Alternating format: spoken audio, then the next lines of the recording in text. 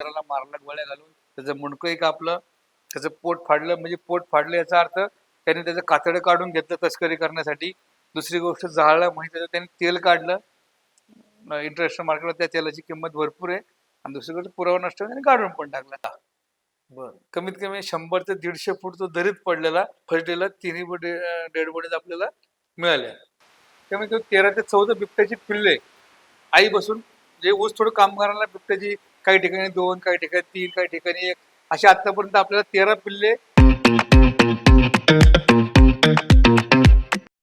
नमस्कार. डिजिटल शाळा विथ साईमध्ये आपल्या सगळ्यांचे पुन्हा एकदा सहर्ष स्वागत. आज आपले जे अतिथी आहेत, इन्स्पायरिंग स्टोरीजचा आज आपण एक नवीन एपिसोड घेऊन आलेलो आहे. आपले जे अतिथी आहेत निलेश भाऊ संपतराव गराडे. निलेश भाऊ स्वागत आहे, खूप खूप स्वागत आहे. निलेश भाऊंची थोडक्यात माहिती सांगायची तर निलेश भाऊ वन्यजीव रक्षक टीम मावळ चे संस्थापक अध्यक्ष आहेत. जिल्हा आपत्ती व्यवस्थापन प्राधिकरण पुणे चे सदस्य आहेत. आपदा मित्र मावळचे सदस्य आहेत. वृक्ष प्राधिकरण समिती सदस्य तळेगाव नगरपालिका. रोटरी क्लब ऑफ मावळचे पर्यावरण डायरेक्टर आहे मावळचे. रुग्ण कल्याण समिती सदस्य तळेगाव दाभाडे प्राथमिक आरोग्य केंद्र. शिवदुर्ग मित्रचे सदस्य आहेत आणि सह्याद्री प्रतिष्ठान महाराष्ट्राचे ते सदस्य आहेत. खूप आगळं वेगळं व्यक्तिमत्व आहे. त्यांचं जे मावळ आणि आजूबाजूच्या क्षेत्रातलं काम आहे ते आज आपण त्यांच्याकडनं जाणून घेणार आहे की कशा लेवलला त्यांच्या टीमचं आणि सगळं काम चालतं ते आपण थोडक्यात समजून घेणार. निलेश भाऊ वेलकम. भाऊ आता एवढं सगळं तुम्ही काम करताय तर सुरुवात कुठून झाली की एक आपण म्हणतो ना की तुम्ही वन्यजीव रक्षक किंवा प्राणी मात्रांना आपण काहीतरी केलं पाहिजे, याची सुरुवात कुठून झाली? सुरुवात झाली म्हणजे लहानपणापासून आम्हाला सर्प, पाणी, पोपट, आपल्या आमच्या जे गावात राहायचं मी, गावाच्या आमच्या घरापुढे कबुतराची ढावळ होती. अच्छा. छोटे छोटे कबूतर बघायला भेटायचे. आमच्या घरी लहानपणी एक छोटा पोपट असायचा. म्हणजे रस्त्याने चालत असताना एका कुत्र्याला म्हणजे आमच्या आईनी त्या कुत्र्यापासून एक पोपट वाचवला होता. तो पोपट सांभाळला. त्या पोपटाचा पंख तुटलेला होता, पण त्याला आम्ही बरेच वर्ष सांभाळला. त्यापासून एक प्राणी मात्र आपल्याला सांभाळायची आवड झाली. कुत्र, मांजर, वेगवेगळे प्राणी आपल्याकडे कायम असायचे. रस्त्याने दिसलं की बोलं असेल, आजारी असेल तरी आपण ते घरापाशी घेऊन यायचे, त्यांना सांभाळायचं. त्यामुळे लहानपणापासून आपल्या याची आवड आहेच. पण नंतर आपण एका बिझनेसमध्ये गेलो, बिझनेस व्यवस्थित केला. थोडा मध्ये एका बिझनेसमध्ये लॉस झाला होतो. त्यानंतर तळेगावातले संजय नाईक म्हणून आहेत. अच्छा. संजय नाईक, संजय निकाळजे आणि आमचे गुरु किरण मोकाशी, ह्या तिघांच्या ह्याच्यामुळं मला सर्प पकडायची आवड निर्माण झाली. मी आमच्या घरी साप निघाला त्यावेळेस त्यांना बोलवलं होतं, तर त्यांच्याबरोबर साप बघून त्यांना सांगितलं की मला साप पकडायला शिकायचंय. ते मला शिक. मग हळूहळू त्यांच्याबरोबर रोज फिरून त्यांनी मला साप म्हणजे ज्यावेळेस फर्स्ट टाइम एक निगडीमध्ये सर्प प्रदर्शन झालं की सर्पमित्रांची मिटिंग झाली, त्यावेळेस छोटा नानाटी साप म्हणजे आता म्हणजे वेगळं वाटतं, पण त्यावेळेस मी तो नानाटी साप हाताला घाबरत होतो की साप पकडावा का नाही पकडावा. बरोबर. मग यांना मला तिकडे घेऊन गेले. मी तो साप बघितला तेव्हा त्यांनी माझी ओळख करून की सर्पमित्र म्हणून. पण मी स्वतः हात लावायला घाबरत होतो की कसा हात लावा सापाच्या. पण तिथून पुढे त्यांच्याबरोबर रोज फिरून त्यांनी मला बऱ्यापैकी साप पकडायला शिकवलं. म्हणजे तरी कुठल्या सालातले ही विषय? हा विषय साधारणतः 2006-07 असा. 2006. बरोबर आहे.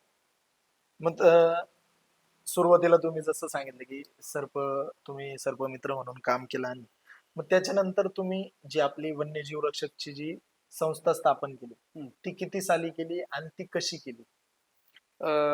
मी वन्यजीव रक्षक मावळ संस्थेच्या अगोदर तळेगावमध्ये फ्रेंड्स ऑफ नेचरमध्ये काम करतो. मोकाशी अण्णांनी मला त्या संस्थेचं सदस्य करून घेतलं होतं. त्यांच्याबरोबर मी बरेच वर्ष चांगलं काम केलं. काही कारणास्तव त्या संस्थेमधून त्यांनी मला हे केलं. मग 2017 साली आपण वन्यजीव रक्षक मावळ संस्था ही रजिस्टर केली. पण त्याच्या अगोदर पण संस्था काम आधीपासून काम आपलं संस्थेचं आधीपासून चालू होतं. 2010-11 पासून आपल्या संस्थेचं काम चालू होतं. पण संस्था काही आपण रजिस्टर केली नव्हती. 2017 साली आपली संस्था रजिस्टर झाली. बरोबर. मग आता संस्था ज्यावेळेस तुम्ही रजिस्टर केली तर सुरुवातीला काही आव्हानं किंवा काही अशा गोष्टी आहेत का ज्या तुम्ही आम्हाला शेअर करू शकता? नाही, सुरुवातीला तर आव्हानं भरपूर होते की संस्था काढायची, बरेच मित्र म्हणायचे आपण संस्था काढू हे म्हणायचे. पण मी म्हणलो नाही, तळेगावात आपल्याला एक संस्था चालू असतात, दुसरी संस्था तळेगावात आपल्याला चालू करायची नाही. आपल्याला करायची तर मावळ तालुक्यात संस्था चालू करायची की बाबा तळेगाव सोडून बाकीचे बाहेरचे पण सरपंच मित्र आपल्यावर यायला पाहिजेत. तळेगावात ते सरपंच मित्र यायचे, ते तळेगावातच फक्त ते संस्था हे झाले की ती झाली की संस्था. त्यामुळे मी मावळ तालुक्यात संस्था काढायचं ठरवलं. बरोबर. त्याप्रमाणे मी मावळ तालुक्यातले प्रत्येक गावागावी फिरलो आम्ही संस्थेमध्ये की कोण कोण चांगलं काम करते काय. मग आम्ही मावळ तालुक्यातले 22 सर्पमित्र एकत्र केले आणि आमची संस्था उघडली. बरोबर. म्हणजे आता जी संस्था स्थापन केली त्याच्यात तुमची 22 तालुक्यातनं 22 लोकांची 22 लोकांची सदस्यांची सदस्य टीम होती. टीम होती. बरोबर आहे.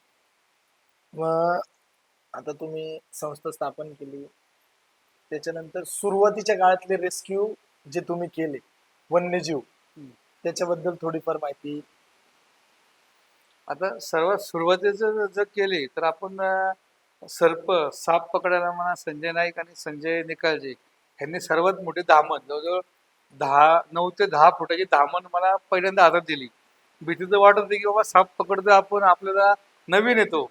बरोबर. पण त्यांनी व्यवस्थित शिकवलं कशी हँडलिंग करायचं काय करायचं. त्याप्रमाणे आपण साप पकडायला शिकलो, विषारी साप बरेच पण शिकलो.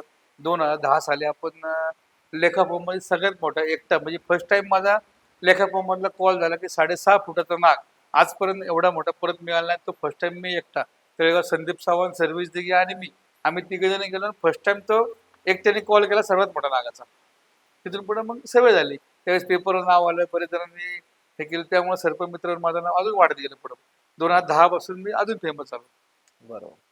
आता तुम्ही नागाचा विषय सांगितला म्हणून की समजा एखाद्या ठिकाणी साप किंवा नाग निघला. आता बऱ्याचशा वेळा असं होतं की एखाद्या व्यक्तीच्या घरी साप निघलाय, तर तो कोणत्या प्रकारचा आहे ते माणसाला कळत नाही. आणि समजा काही कारणास्तव एखाद्याला साप चावला, तर त्याच्यासाठी काय केलं पाहिजे, काय उपाययोजना आहे, थोडक्यात त्याच्याबद्दल तुम्ही माहिती दिली तर.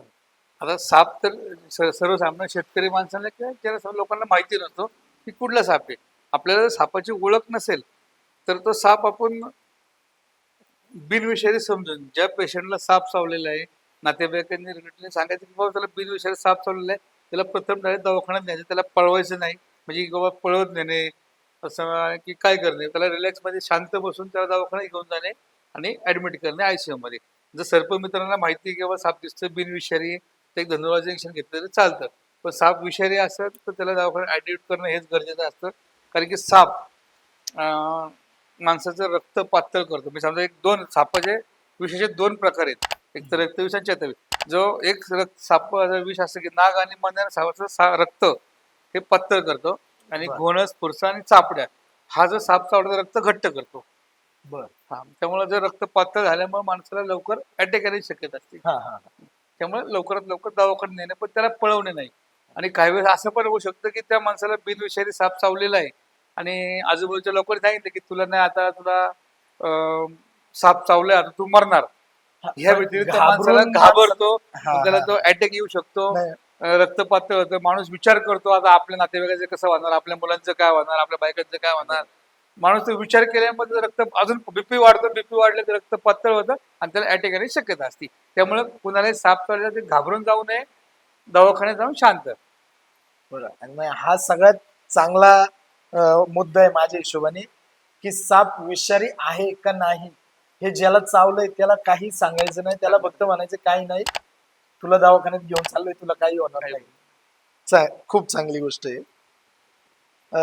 आता आपण रिसेंटली बघतोय कंटिन्युअस आपल्याला मावळात आत्ता एक बिबट्यांचा वावर वाढलेला आपल्याला जाणवतो, किंवा कुठं ना कुठं बिबट्या दिसला ही बातमी येते. बरोबर. तर त्या संदर्भात तुम्ही काही सांगू शकता की अचानकच एवढा वावर कशामुळे वाढला असेल, किंवा असं का होतं?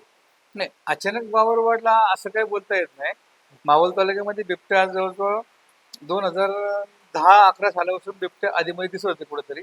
आता मावळामध्ये ऊसाचं प्रमाण, जो साखर कारखाना आलेला आहे, साखर कारखाना आल्यामुळे आजूबाजूला ऊस भरपूर झालेला आहे. आणि बरोबर. बिबट्याचं प्रमुख राहण्याचं ठिकाण म्हणजे आता ऊस झालेलं, कारण की जंगल तोड सगळी झालेली आहे, जंगल राहिलेलं नाहीये. बरोबर. बऱ्याच ठिकाणी शिकारी लोक शिकार करतात. लोकांनी जंगलामध्ये बरेचसे डोंगरावरती वगैरे लोकांनी बंगले बांधलेले आहेत. बरोबर. त्यामुळे सगळे बिबटे सगळे स्वतःच्या सेफ्टीसाठी ऊस त्यांना सगळं सिक्युरिटी वाटतं की बाबा त्या ऊसामध्ये आपल्याला धोका निर्माण होत नाही. त्यामुळं आपल्या भागात बिबटे वाढलेले आहेत. आणि आता गेले जवळजवळ 4 ते 5 वर्षापासून मी स्वतः मावळ तालुक्यामध्ये आपल्या मावळात कमीत कमी 13 ते 14 बिबट्याची पिल्ले आई बसून जे ऊस थोडं कामगारांना बिबट्याची काही ठिकाणी 2, काही ठिकाणी 3, काही ठिकाणी 1 अशी आतापर्यंत आपल्याला 13 पिल्ले सापडली ऊस थोडं कामगारामध्ये. आणि आपण बिबट्याची अरे 13 वेगवेगळ्या आणि आपण ती परत रियुनियन केली, म्हणजे ती आईच्या ताब्यात परत दिलेली ज्या ठिकाणी. त्यामुळे ती आपल्या भागात वाढली की त्या बिबट्याचं प्रमाण वाढत गेलेलं आहे. तर 13 पिल्ले आपल्याला सापडून आपण त्यांच्या आईच्या ताब्यात दिलेली, तर अजून पण काही ठिकाणी पिल्ले असतात ती वाढत चालली, त्यामुळे बिबट्याचं प्रमाण वाढत चाललेलं आहे. बरोबर. पण आता लोक घाबरून जातात की बाबा बिबट्या दिसला तर थोडक्यात बिबट्या हमला करल किंवा हमला कुणावर करू शकतो असं तुम्ही काही सांगू शकता का? बरोबर ना. बिबट्या हमला करणं, बिबट्या जो असतो तो आपल्यापेक्षा छोटा प्राणी. माणसापेक्षा बिबट्याची हाईट कमी असते.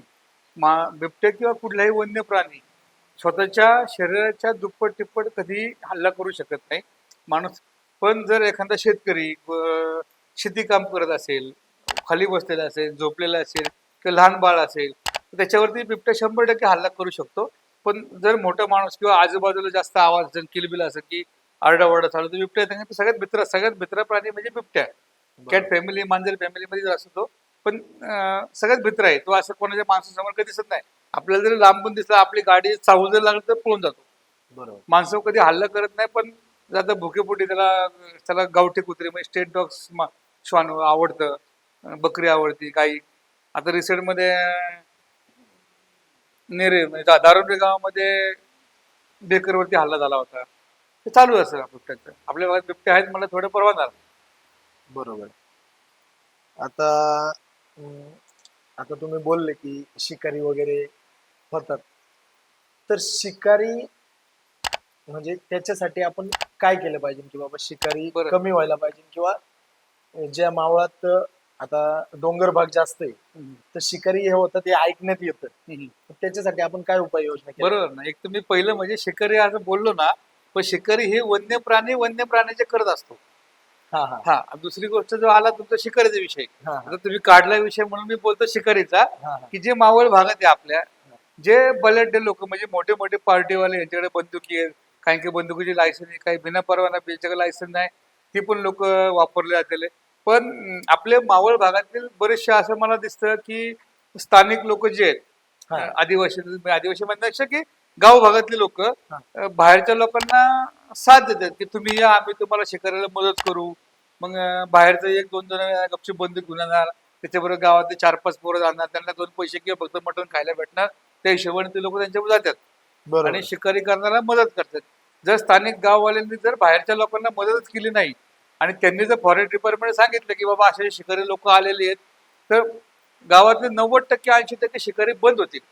म्हणजे स्थानिक लोकांनी पूर्ण लक्ष स्थानिक देऊन जर लोकांनी का जर पुढाकार घेतला 100% तर त्या गोष्टी स्थानिक बरोबर. लोकांनी सांगायलाच पाहिजे की बाबा असे असे लोक बाहेरचे आले, कारण की आपल्या गावात बाहेरचा माणूस शिकार करतो आणि आपल्या वनसंपदा गायब करतोय. बरोबर जी आहे. वनसंपदा जी आपल्या एक प्रकारे किंवा वन्य प्राणी सगळे ह्याच्यामुळे नाही. त्यामुळे लोकांना अजून रिसायकल माहित नाही की वन्य प्राणी कमी झाले काय होऊ शकतं. जर शिकारी बेकर, रानडुक्कर किंवा इतर प्राणी जर मारले गेले तर हे बिबटे वाढले, बिबट्याचं खाद्य जर गायब झालं तर बिबटे माणसावरती हल्ला करू शकतो. बरोबर. त्यामुळे शिकारी जर दिसल्या लोकांनी तर गावाला शक्यतो वन खात्याला किंवा प्राणी मित्रांना सांगावा की त्यांना जर फॉरेस्ट डिपार्टमेंटने अडकवायची भीती वाटत असेल तर आमच्या संस्थेला फोन करावे की बाबा असे लोक शिकारी आलेले आहेत, शिकारीवरती कारवाई व्हावी. आम्ही 100% त्या लोकांवरती कारवाई करू, वन खात्यामध्ये त्याच्यावर कारवाई करू शकतो. बरं. आताच माग मळवंडीमध्ये एक महिनाभरापूर्वी शिकार करताना एक 4-5 जण आढळले आणि त्यांना वन्य खात्यावाल्यांनी पकडलं सुद्धा. बरोबर. तर अशा जर का कोणी व्यक्तींना पकडलं तर त्यांना किमान जी सजा आहे असं लोक म्हणतात की बाबा माणसाचा खून केलेला चालून जातो, पण वन्यजीववाल्यांनी पकडलं म्हणजे तर ते खूप जबरदस्त त्याच्यावर केस वगैरे चालते. त्याच्या बाबतीत थोडी माहिती. बरोबर ना. आता जे रिसेंटमध्ये पवनानगर ठिकाणी शिकारी पकडले, ते बंदुकी सापडल्या, काय ते भाले हा हा इतर काही सामान त्यांनी गॅस मटण शिवताना पकडले त्यांना. पकडले. मटण शिजत त्यांना फॉरेस्ट डिपार्टमेंटने अटक केली, त्याच्यावर कारवाई पण केली. अजून त्यांना जामीन पण नाहीये. त्याच्यामध्ये फक्त एक छोटा जुवेनर म्हणजे लहान मुलगा होता, त्याला जामीन मिळाला. बाकी सगळे अजूनही आतमध्ये आहेत. त्यांचा अजामीन पात्र गुन्हा असतो का? अजामीनपात्र गुन्हा आहे. बरोबर. त्यामुळे त्यांची सुटका लवकर होत नाही. आणि त्यांनी पण त्या शिक्षकांनी बाबा जे त्यांनी मदत करायची त्यांना मदत करू नये अशी त्यांना विनंती आहे आमची. बरोबर आहे. हा, शेवटी गाव पातळीवर गाव पातळीवर. लोकांना कळतच बाहेरून आलेला माणूस. बरोबर आहे.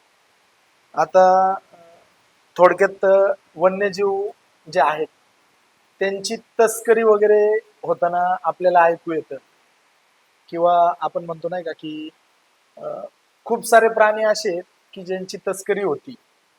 तर त्या बाबतीत तुम्ही काय सांगू शकता? बरोबर ना. आता तस्करीचा विषय म्हणलं तर कासव, मांडुळे हे सगळे अंधश्रद्धा आहे. हा, कासव आहेत, मांडुळे, अजगराची होती, वेगवेगळ्या प्राण्यांच्या कातडीची तस्करी होत जाती.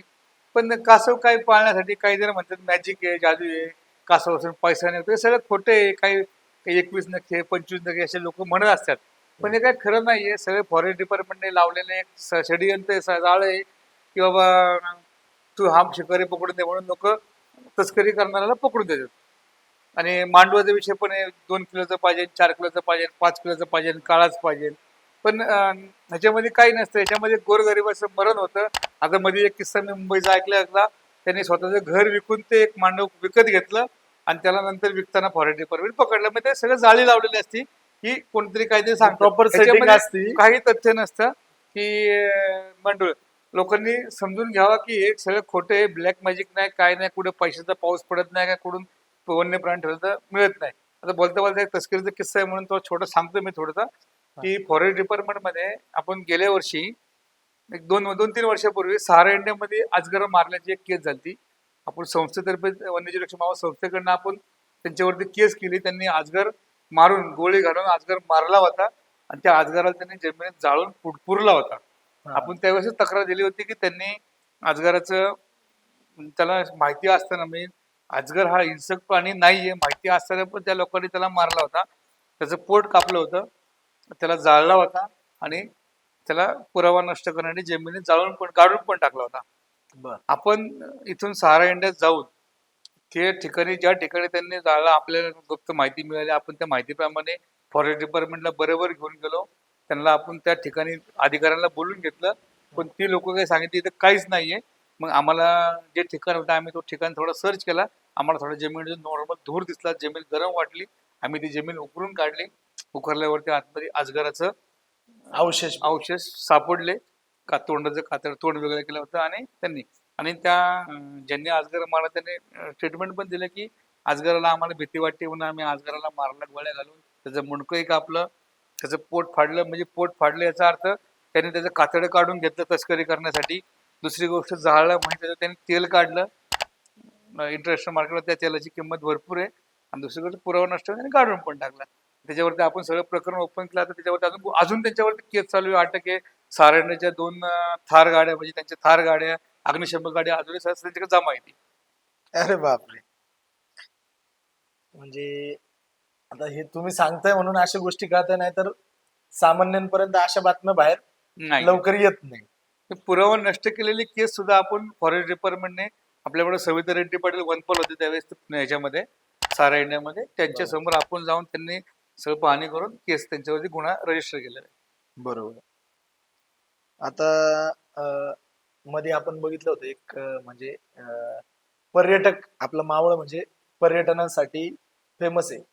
खूप सारे पर्यटक आपल्या इथे येतात. मध्ये एक मधमाशांनी चावलेलं एक किस्सा झाला होता की बरोबर. त्या पर्यटकांना मधमाशांनी चावलं होतं. तर एकतर पर्यटकांनी खबरदारी काय घेतली पाहिजे, आणि दुसरं म्हणजे की अशा ठिकाणी मधमाशा वगैरेंचं जर का आपल्याला जाणवलं असं काय होतं, तर तिथं काय केलं पाहिजे? बरोबर आहे. मागच्या वर्षी लोणावळ्याच्या जवळ एक कातळदरा म्हणून ट्रेक आहे. कातळधर. हा, राजमाशीच्या जवळ राजमाशीचा बरोबर. जो वॉटरफॉल आहे तो आपल्या मावळ तालुक्याचं वैभव आहे की सगळ्यात मोठा मावळ तालुक्यातला कातळदरा वॉटरफॉल आहे. बरोबर. आणि तो वॉटरफॉल फिरण्यासाठी पावसाळ्यात योग्य आहे. जी पिंपरी चिंचवडची IT पार्कची मुलं होती, सुट्टी होती आणि ते उन्हाळ्यात त्यांनी कातळदरा ट्रेक केला. आता शहाण्या माणसाने तर उन्हाळ्यात कातळला माहिती ट्रेक करू नसल्यामुळं, नये. हा. हा, ती आय टी कॉलेजची मुलं मुली आपल्या कॉलेज म्हणजे अशा आय टी पार्कची होती ती. त्यांनी जायचं नव्हतं, गेल्यानंतर त्यांचा चहा नाश्ता त्यांनी मॅगी केली का काय केलं, आणि ज्या ठिकाणी पोळ होतं मधुमक्षीचं त्या पोळाच्या खाली ते सिगरेटी ओढत बसले, अच्छा. आणि तो सिगरेटीचा धूर त्यांचा त्या मधुमक्षीला लागला. आणि मधुमक्षीचा धूर लागल्यामुळे मधुमक्षी काय करतात की ते त्यांचं कामच आहे, तर त्यांना धूर दिसलं, आग दिसलं, ते पहिले विश्वाचं काम करतात. त्यामुळे आगीच्या दिशेने ते लगेच पळतात, आणि त्या आगीच्या दिशेने पळाल्यावर त्या मधुमक्षीने त्या लोकांवरती हल्ला केला. आता मधुमक्षीचे 2 ते 3 पोळं उठली, आणि 2 ते 3 पोळांनी 10-15 लोक हल्ला करणं म्हणजे सगळ्यात मोठं काम आहे, अवघड. आणि मधुमक्षी आगी म्हणायचं तर ते माणूस बेशुद्धच पडतो, म्हणजे ते एक प्रकारे कॉमन. त्यातला एक जण तो पळून आला आणि त्याने वरती आला, तो वाचला. त्याने वाचल्यानंतर फॉयला कंट्रोल रूमला 100-112ला फोन केला की असे असे लोक आमच्या अडकलेले आहे. कंट्रोल रूमवरनं आपले लोणावळ्याची शिवदुर्ग मित्र लोणावळ्याची टीम आहे, त्यांना कॉल आला, त्यांनी आपल्या ग्रुपवर टाकला, आणि त्याच्याबरोबर आमच्या ग्रुपला पण तो लगेच कॉल आला वन्यजीव मावळच्या की अपघातात लोक अडकलेली आहेत, त्यांना मधुमक्षीच्या हल्ल्यामध्ये सगळे लोक बेशुद्ध पडलेले, ते अनकॉन्शियस आहेत, त्यांना आपल्याला वरती आणायला मदत लागेल. मग मी तळेगावचे विजय महाजन आहेत, त्यांनी मला मधुमक्षीविषयी ट्रेनिंग दिलेलं थोडंसं. त्या ट्रेनिंग प्रमाणे त्यांच्याकडे ॲपिस मेलिफिक्स म्हणून एक गोळी असती मधुमक्षीच्या बाईट वरती, की ज्या ठिकाणी मधुमक्षी चावली जाती त्याच्यावरती ते औषध असते एक अपिस्मेल म्हणून. तर त्या औषधाच्या जाताना मी त्या गोळ्या भरपूर घेऊन गेलो, कारण की 12-13 लोक अपघातात जखमी होते. म्हणजे गोळ्या घेऊन आम्ही सगळे खाली उतरलो. वन्यजीव रक्षक मानव संस्था, शिवदुर्ग मित्र लोणावळा, आणि नंतर आम्ही सगळे खाली गेल्यानंतर आम्हाला डेला आयुर्वेदाचे पण बरेच टीम मदतीला आले आम्हाला. पाणी, उन्हाळा असल्यामुळे अडचण होती.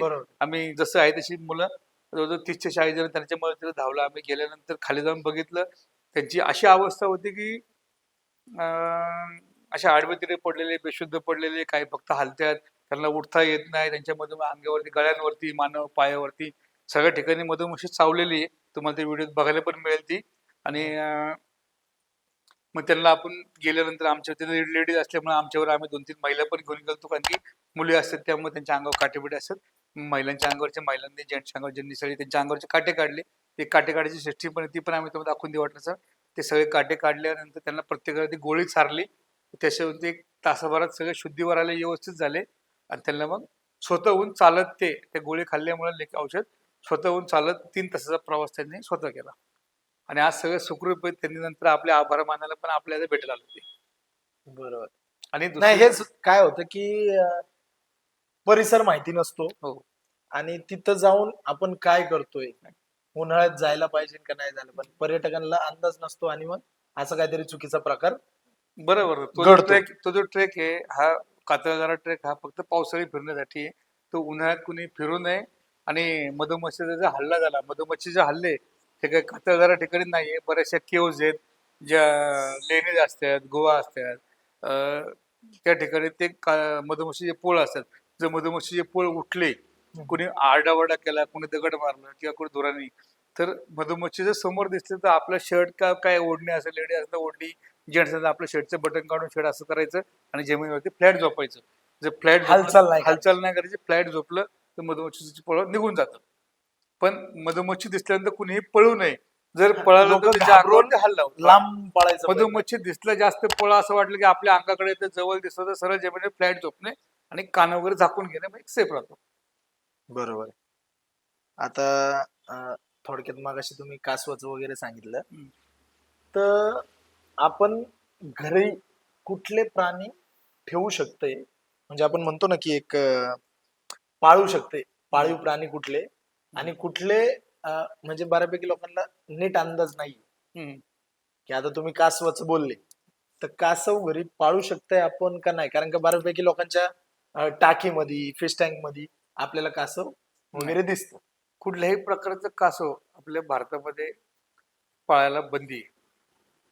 म्हणजे कासव प्रजाती कुठली, आता पूर्वी पाळत होते लोक, पण आता कुठले बाहेरचे पेसेस पूर्वी चालायचे, आता भारतामध्ये कुठल्याही कासवाला पाळायला बंदी आहे. त्यामुळे कुठलेही कासव पाळू नये. लोकांच्या टँकमध्ये हे सगळं चोरून असतात. आता जस्ट मागच्या महिन्यात तळेगाव दाभाड्यामध्ये एका हॉटेल व्यवसायावरती कारवाई केली. त्यांची कारवाई केल्यानंतर ज्याच्याकडनं कासव आणलं मुंबईला, तिकडे जाऊन पण त्यांच्यावर पण कारवाई करण्यात आली. फॉरेस्ट डिपार्टमेंट मोठी कारवाई केली. कोणाकडे कासव असेल तर ते फॉरेस्ट डिपार्टमेंट जमा करावं किंवा पाण्यात सोडून द्यावा. पण कासव कोणी पाळू नये. पोपटही कोणी पाळू नये, पोपट पाळलेला बंदी आहे, फक्त छोटे लोबड वगैरे हे पाळण्यास बंदी आहे, तो पाळू शकतात. पण कुठलेही म्हणजे वन्य प्राणी आपण कुठलेच पाळू शकत नाही. बरोबर. आणि बदक वगैरे किंवा त्याच्यात काय प्रकार आहे हो, का? काही एक्झोटिक बदक असतात की जे पाळीव बदक असतात ते आपण पाळू शकतो, पण जे वाईल्ड ते आपण नाही पाळू शकत. बरोबर आहे. आता थोडक्यात तुम्ही अ, वन विभागाची किंवा वन्यजीव रक्षक म्हणून तुम्ही तुमची टीम काम करते. तर वन विभागाकडनं तुम्हाला काही मदत वगैरे होती का? वन विभागाकडनं आपल्याला मदत तशी, बाबा काही कॉल पडले तर सहकार्याची भूमिका त्यांना आपल्या कायम असते. आपणच त्यांना जाऊन सहकार्य करतो कुठं काही. हे काम वन खात्याचं आहे, पण आपली संस्था कायम काम करत असते. त्यांच्याकडनं आय कार्ड आपल्याला पूर्वी एकदा मिळाले होते, परत आयडेंटिटी कार्ड नाहीये. आता आम्ही त्यांना सांगितलं होतं की बाबा वन खात्याने सर्पमित्रांना ड्रेस द्यावे, बूट द्यावे सेफ्टीसाठी, व्हॅन असते अवेलेबल त्यांची, इमर्जन्सीसाठी त्यांची गाडी असते, ती गाडी अवेलेबल आपल्याला त्यांची गाडी मिळते. त्यांचा एक माणूस आपल्या संग असतो कधी कधी गाडी घेऊन. आपण काही जे मोठे प्राणी समजा सांबर आहे, तरस आहे, मोर आहे, जखमी सापडलं तर गाडी त्यांची मिळतील. नसेल तर आपली गाडी पण आपण, आपल्या संस्थेची पण एक ॲम्ब्युलन्स आहे, आपण ती घेऊन फिरत असतो कंटिन्यू. बरोबर. मग आता आपल्याला म्हणजे विभागाकडनं किंवा आपली जी टीम आहे त्यांना काय आर्थिक मदत त्यांच्याकडनं होते असं काय नाही? नाही, आर्थिक मदत कधीच नाही. आर्थिक मदत आपल्याला मिळतच नाही. आपल्याला उलट पदरचे मुलं सर्पमित्र आहेत काय आहे, रोजचे दिवसभर जरी प्रत्येक 100-200 रुपये प्रत्येक मुलाचा आज खर्च होत असतो. हा. कोणाच्या घरी साप निघाला, कुठं काय निघाला. आपली संस्था अशी एकमेव संस्था आहे स्वखर्चातून? मावळलेल्या, ही सो खर्च नाही करते, कोणाकडे एकही रुपये मागणी करत नाही. पण काही लोक असतात की स्वतःहून आम्ही नाही म्हटलं तरी 200-500 रुपये जबरदस्ती खिशात टाकतात. पण मी मुलांना सांगितले ते दिले तर घेत जा, पण मागणी करायची नाही. आणि सापाचे जर आपण पकडायचे पैसे मागितले तर गोरगरिबांच्या घरात साप निघतात, मग साप मारायचे प्रमाण जास्त वाढत. त्यामुळे कुणीही बरोबर. सर्पमित्र आपल्या ग्रुप संस्थेचे कुणीही पैसे मागत नाही. बरोबर आहे. भाऊ, आपण आता तुम्ही एवढे रेस्क्यूची कामं केलीत वन्यजीवची, तर असा एखादा अविस्मरणीय क्षण की बाबा एखादा रेस्क्यू एक आपण म्हणतो ना विसरूच शकत नाही, असं एखादं शेअर केलं तर खूप बरं होईल. आहे ना, म्हणजे मी ज्या टायमाला नवीन साप पकडायला शिकलो होतो, हम्म. आणि शेळडणे गावामध्ये भानुसघरी हा. ह्यांच्या घरामध्ये एक साप निघाला. तो साप दिवसभर गायब व्हायचा आणि रात्री साप त्यांच्या कौलामध्ये दिसायचा, कौलामध्ये. अच्छा, वरती घराच्या वरती होता. कौलावर असं घर होतं, बरोबर आहे. आड्याचं घर.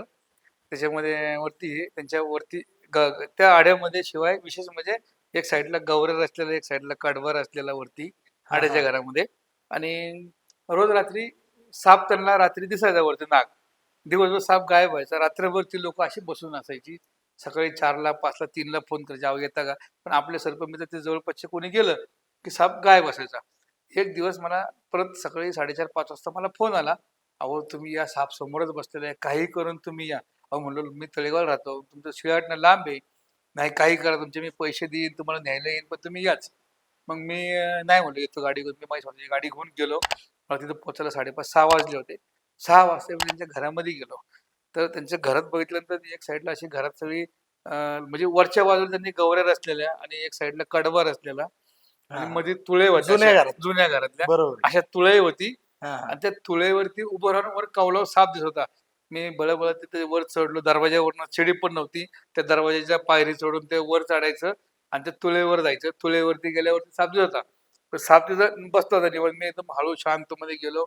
मग ते साप नाग होता, चांगला मोठा नाग. पकडला, शेपूट धरली आणि एकदम मी तुळेवरती अनबॅलन्स, म्हणजे तुळेवरती किती एक 4 इंच तुळे असती, बरोबर आहे. त्याच्यावरती मी उभा, वरतून साप असा धरलेला आणि खाली त्याच्यात सोडावा. तो नाग आहे. हा, त्यात तो नाग. हा. आणि मी पण थोडासा नवीनच, मी पण एवढा एक्सपर्ट नव्हतो की तो हे नाही.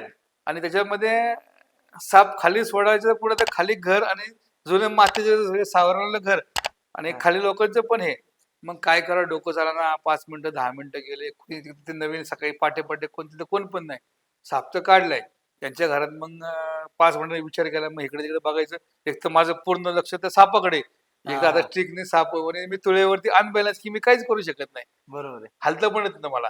आणि मग त्यांचा पाण्याने भरलेला मला ड्रम दिसला. म्हणलं काही करा, तो ड्रम. त्या लोकांनी घरात ड्रम ओतून दिला आणि मी वरतून तो नाग मग त्या ड्रम मध्ये सोडला. त्यामुळे ड्रम मध्ये मग पटकेने घाई खाली उतरलो आणि तो रेस्क्यू केला. त्या लोकांनी अक्षरशः एवढे पार रडत पाय पडत होते. म्हातारी वयस्कर लोक होती. म्हणले बाबा आम्ही 4 दिवस झोपा नाही, आम्हाला रात्रभर बसून राहायचं, घरात तो नाग बरोबर. दिसतोय, फणी काढतोय आणि कुणी सर्पमित्र की दिसतं त्याला मारता पण येत नव्हतं. मी ते लोक मारायचे पण तयार होते. 4-4-5 दिवस घरात साप राहिले बाई, लोकांची घाबरतात प्रवृत्ती माणसं. मारण्याची घाबरल्या होऊ शकते, त्याच्यात काय नाही. पण त्या अक्षरशः तो खरंच किती त्रासदायक होता. आपण त्याला पकडून व्यवस्थित म्हणजे माझ्या आठवणीतला तो एक चांगला किस्सा आहे. नंतर एक दिवस तळेगावमध्ये तलाठी जाधव भाऊसाहेब पण तलाठी होते. त्यांचं घर होतं वेगळे ह्याच्यामध्ये स्वप्न सिटीमध्ये होते का तळेगावच्या, नाव काय मला आठवत नाही पण ठीक आहे. त्यांच्या घरात सगळ्या त्यांच्या कॅमेऱ्यात साप जात, त्याने व्हिडिओ काढले. साप त्यांच्या घरात किचन मध्ये गेलाय. किचन मध्ये गेल्यानंतर आम्ही तो त्यांनी कॅमेरा दाखवला साप किचन आहे इथं सगळं फरशीचं घर, साप जायला कुठंच जागा नाही. साप तर किचन मधून गायब झालाय. त्यांच्या घरातले सगळी किचन मधली भांडी बाहेर काढली, सगळी केली, साप दिसताना. आमच्याकडून फक्त आम्ही म्हणलो एकूण एक भांड चेक केलं, साप पुढे गेला. हँग मी अजून एका मित्राला बोललो परत भांडी उलटी पलटी केली, साप तर नाही. साप तर मोठा, त्यांनी व्हिडिओ काढला, व्हिडिओ मध्ये कमीत कमी 5-6-5 फुटाचा नाग दिसतोय. आणि तो गायब कसा आला? साप गायब झाला म्हणजे आपलं बघण्याचे. आणि तो साप अक्षरशः एक कोपऱ्यात शेवटचं होतं, पाण्याने भरलेला फुल हांडा, हांडा एकदम काटोकाट भरलेला पाण्याने, असं वाटणार नाही तो नाग त्याच्या आतमध्ये जाऊन बसला होता. आणि आम्ही 3-3 वेळा पाण्याच्या भांड्याच्या पाण्याने हांडा भरला होता, त्याच्या फुल हांडा काटोकाट भरला, एवढं एक थेंब सुद्धा पाणी खाली सांडलं होतं, पण नाग त्याच्या आत बसला होता. म्हणजे बापरे. आणि आमच्या मनात शंका पण येणार नाही कोणी पाण्याने भरले हांड्यात काय साप जाऊन बसेल, काटोकाट फुल भरलेला. बरोबर आहे. मग त्यात जाधव ते तलाठी होते, त्या तलाठी बसायचे आम्हाला म्हणले खरंच बाबा तुम्हाला मानलं तुम्ही, शेवटपर्यंत तो साप तुम्ही हे काढला. त्याच्यानंतर एक वडगाव मध्ये म्हाळसकरांचं घर होतं. म्हाळसकरांच्या घरामध्ये आम्ही गेलो तर जिन्या खालचं आडगळ असते, जिना चढताना एक जिन्या कपडे आडगळ असते, बरोबर त्या आडगळ्यात थोडंफार आडगळ पडलं. आम्ही सगळं सामान बाहेर काढलं, ड्रम मध्ये त्यांची पाण्याची भांडी. तिथं पण आम्हाला साप सापडला, तिथं पण त्याने एक फोटो काढला, तिथं पण एक कोबरा होता. तो नाग पुढे बसला असं अंदाजे तुमच्या. नाही सांगू तर आपलं एक तांब्या असतो, तांब्याच्या आतमध्ये 3.5-4 फुटाचा नाग गोळा होऊन आत बसला होता. अरे बाप. मी त्यांचे भांडे, आता तांबे भांडे उचलले तर तांब्यात साप आत का भेटायला म्हणून चेक केलं. मग सगळी भांडे उलटी एक एक भांडे चेक केलं, तांब्यामध्ये नाग होता. अच्छा, म्हणजे तिथं नाग आहे म्हणून तिकडची भांडी बाजूला घेतली, बाजूला त्या भांड्यांमध्ये- तांब्याच्या आतमध्ये तो नाग होता. त्यानंतर एक शिवण्यामध्ये माझ्याच बहिणीच्या घरामध्ये, त्याच्या घरी पण सेम किस्सा. तिचं पत्र्याचं घर होतं आणि ते पत्र्याच्या घराला जुने पाईप टाकले, ते पन्हाळी टाकले, म्हणजे येल अँगल टाकणे, पाईप टाकणे. हा जुने जुने हा. तर त्या पाईप मध्ये नाग बाहेरून आत यायचा. कारण की प्लॅस्टर करताना ते पाईप कधी प्लॅस्टर होत नाही, हा. ते होल आतून पोकळ राहतं. पोकळ राहतं, बरोबर. धामण होती, बिनविषय साप होता. तो तिकडून घुसलेला, इकडून पत्र्यातून असा असल्यामुळे त्या शेवटच्या पत्र्यातून नाग बाहेर यायचा. त्यांना पण रात्री तो नाग सॉरी धामण दिसायची आणि ते दिवस गायब व्हायचे, कारण की मध्ये आत जाऊन बसायची. बरोबर. 3 दिवस मला काम असते, मला जरा मी दुसरे सर्पमित्र पाठवले बाबा ते काय बघा, पण ते जायचे म्हणजे साप दिसतच नाही कुठं. ते पाईप इकडून तिकडून बघायचे, धोर काय नाही. मग 3 दिवसांनी शेवट बहिणीने म्हणले काही कर बाबा तू ये. मी गेलो तर मला पण काय साप भेटला नाही. मी एक टेक्निक वापरलं, म्हणून चला बघूया. मग जागी जागी भिंत फोडली आणि मग भिंती फोडत फोडत पुढे गेलं तर मग कोपऱ्यामध्ये सापाची थोडी स्किन दिसली की बाबा ह्या स्किन आहे. मग 2-2 फुटावरती भिंत फोडून मग अख्खं ज्यावेळेस आम्ही ती भिंतीची किनार पत्र्याच्या खालचे पन्हाळ पाईप फोडलं, ज्यावेळेस फोडलं त्यावेळेस आतमध्ये साप सापडला. जवळजवळ 8 ते 9 फुटाची धामण त्या पाईपमध्ये रोज फिरत होती 4-5 दिवस. त्याच्यानंतर बहिणी सासू आजारी पण पडली अक्षरशः ते बघून. हा बरोबर आहे. आणि असंच अजून एक किस्सा होता. एक झोपडी होती छोटीशी तळेगावमध्ये, तळ्यामध्ये. त्या तळ्यामध्ये एकदम झोपडीमध्ये साधं घर, एकदम मातीचं एकदम आदिवासी समाजाचं घर होतं. बारीक बारीक पोरं सगळी. त्यांनी आणि त्याच्या बाहेरून एक छोटस होल होतं. त्या होल मधून तो नाग आतमध्ये गेलाय. आमच्या समोर नाग दिसला, आम्ही तोंड पण बघितलं. आम्ही ते थोडं दगड काढला, मातीचं घर असल्यामुळं. तर नाग असा जोरात धावला आमच्यावरती. 1 सेकंद जरी आम्ही बघितलं असतं आमचा कार्यक्रम साप चावला असता. म्हणजे तो खरंच एक भयानक शॉट, म्हणजे सापाने आमच्या अंगावर बाईट केला बिळातनं. पण तो साप तर गेलाय घरामध्ये, ती भिंत दाखी पाडली आम्ही. साप आतमध्ये गेलाय. मग आतमध्ये उकरतोय आम्ही. ते सगळं त्यांनी कोबा केला होता. आम्ही तो कोबा फोडत फोडत पुढे गेलो. पार त्यांच्या अख्ख्या किचन मध्ये 2-2, 3-3 होल उंदराने निघाले. किचन गेलो, त्या बाथरूमच्या होलमध्ये त्याच्या घराच्या आतमध्ये किचनच्या खाली त्या नाग होल आत बसला होता. कमीत कमी आम्हाला 20 ते 25 फूट जमीन खोदायला लागली. कारण की आदिवासी लोक बारीक बारीक छोटे छोटे बाळे घेऊन ते लोक राहतात. बरोबर. आणि त्या घरात आपण नाग बघितला आणि नाही म्हणून जाणं आपल्याला पटलं नाही. त्यांना म्हणलं मावशी तुमचा जो काही कोंबड्याचा खर्च आम्ही करतो पण तो साप आम्ही पकडून देऊ. आम्ही त्यांना करून दिलं. त्यांना नंतर अभय किवट माझा मित्र आहे, त्यांनी त्यांना 500 रुपये दिले. त्यावेळेस सिमेंटचे रेट कमी होते. म्हणले काय असेल सोडून सिमेंट आणून तुम्ही कोबा करून घ्या. आणि आम्ही त्यांना पण कोबा आम्ही करून तर दिला. आतापर्यंत ऐकले की बाबा चुकून सर्पमित्र आले तर लोक त्यांना पैसे देतात.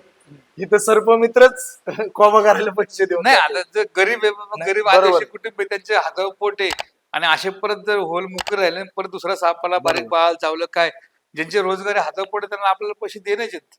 बरोबर. आता भाऊ थोडक्यात तुम्ही सापांविषयी किंवा आता जी माहिती दिली, साप सोडून अन्य जे वन्यजीव आपण वाचवलेत, कधी आता बऱ्यापैकी वेळा आम्ही टीव्हीत वगैरे बघतो एखादं प्राणी विहिरीत पडले, हे असे काही वेगळे किस्से तुमच्या बरोबर झालेले आहेत का? किंवा तुम्ही असे काही वन्य प्राण्यांना वाचवले, असे काही थोडं शेअर करू शकाल तर?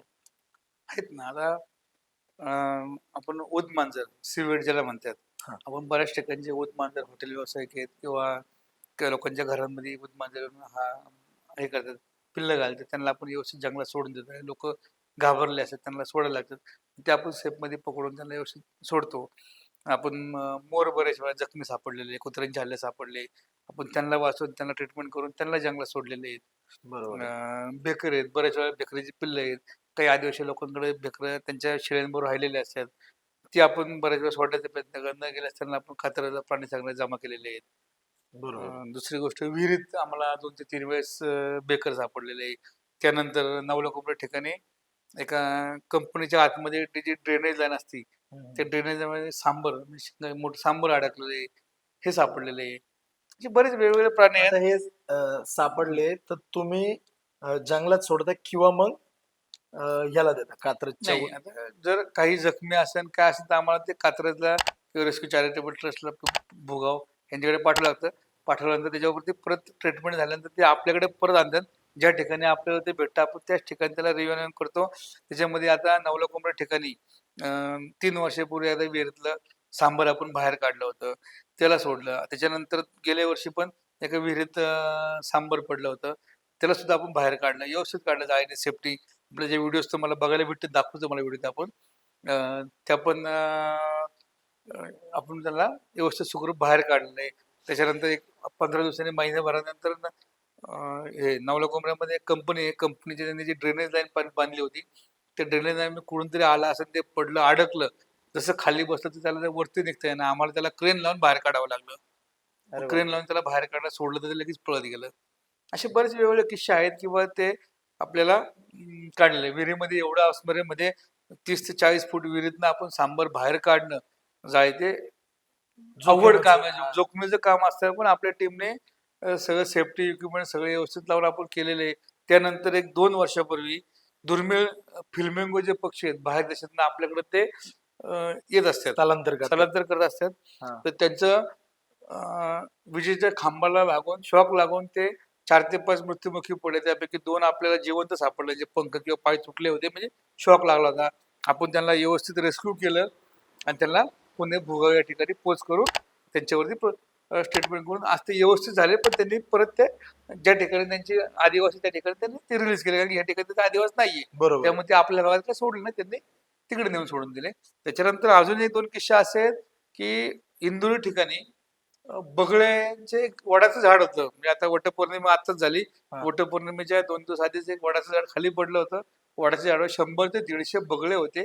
बगळे मोठे मोठे उडून गेले, पण बगळ्यांची जी पिल्लं पिल्लं होती होती. बरोबर आहे. ती जवळजवळ आपल्या 70 ते 80 पिल्लं आपल्याला सापडली. ती आपण भोगावचे रेस्क्यू चॅरिटेबल ट्रस्ट आणि आपल्या वन्यजीव रक्षण भाव संस्थेने एकत्र जमा करून त्यांना सगळ्यांना भोगाव इथे पाठवलं.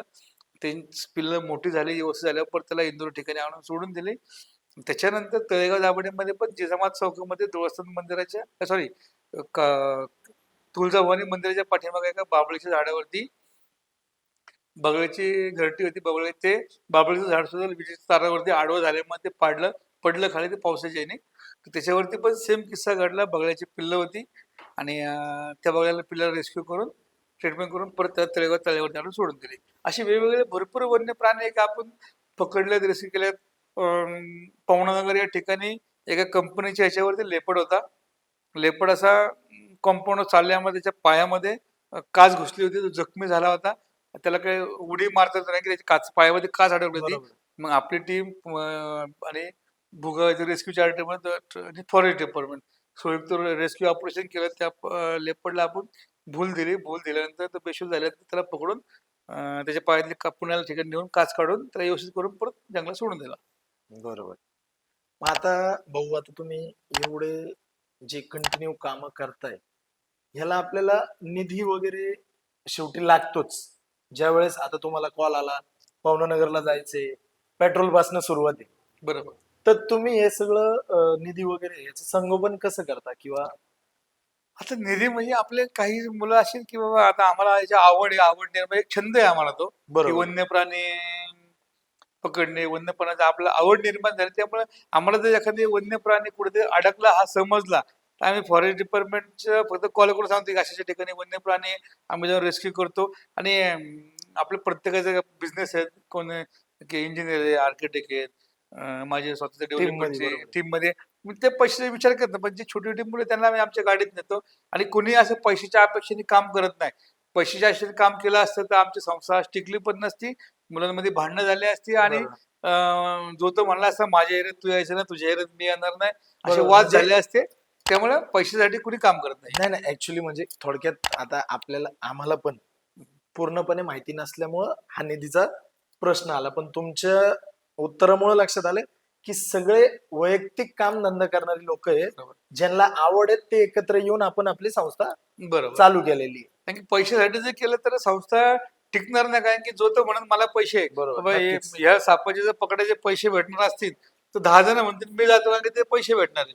पण बरोबर. फ्री म्हणलं की जवळ येतो माणूस म्हणतो मी जातो, बाकीचा म्हणतो तू जा. त्यामुळे संस्था टिकू नये. आज संस्थेमध्ये 200-250 मेंबर झालेत.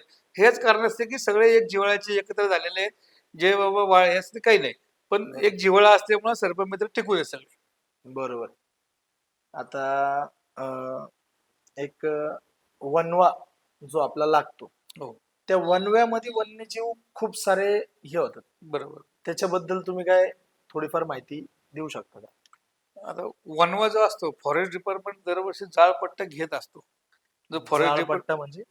एक फॉरेस्ट डिपार्टमेंट फायर होऊ नये, म्हणजे समजा रस्त्याच्या कडेने जे डोंगर भाग आहे, रस्त्याच्या हा. कडेचा भाग डोंगर, रोडच्या कडेने जो डोंगर पट्टा असतो, एक मीटर, 10 मीटर, 5 मीटरचा एक पट्टा असतो, तो स्वतःहून ते फॉरेस्ट डिपार्टमेंट जाळते आणि तो क्लिअर करते की समजा रोडच्या कडेने जाणाऱ्या माणसाने किंवा वाढीव प्रमाणात काडी टाकून सिगरेट फेटून तो वनवा वर लागू नये म्हणून एक जाळपट्टा हा, केला अच्छा, जातो अच्छा. सेफ्टीसाठी, बरोबर बरोबर. की वरचा बाबा आपला संपूर्ण डोंगर सेफ हा, म्हणजे मध्ये एक गॅप आधीच जाळून ठेवतात की जाळपट्टा.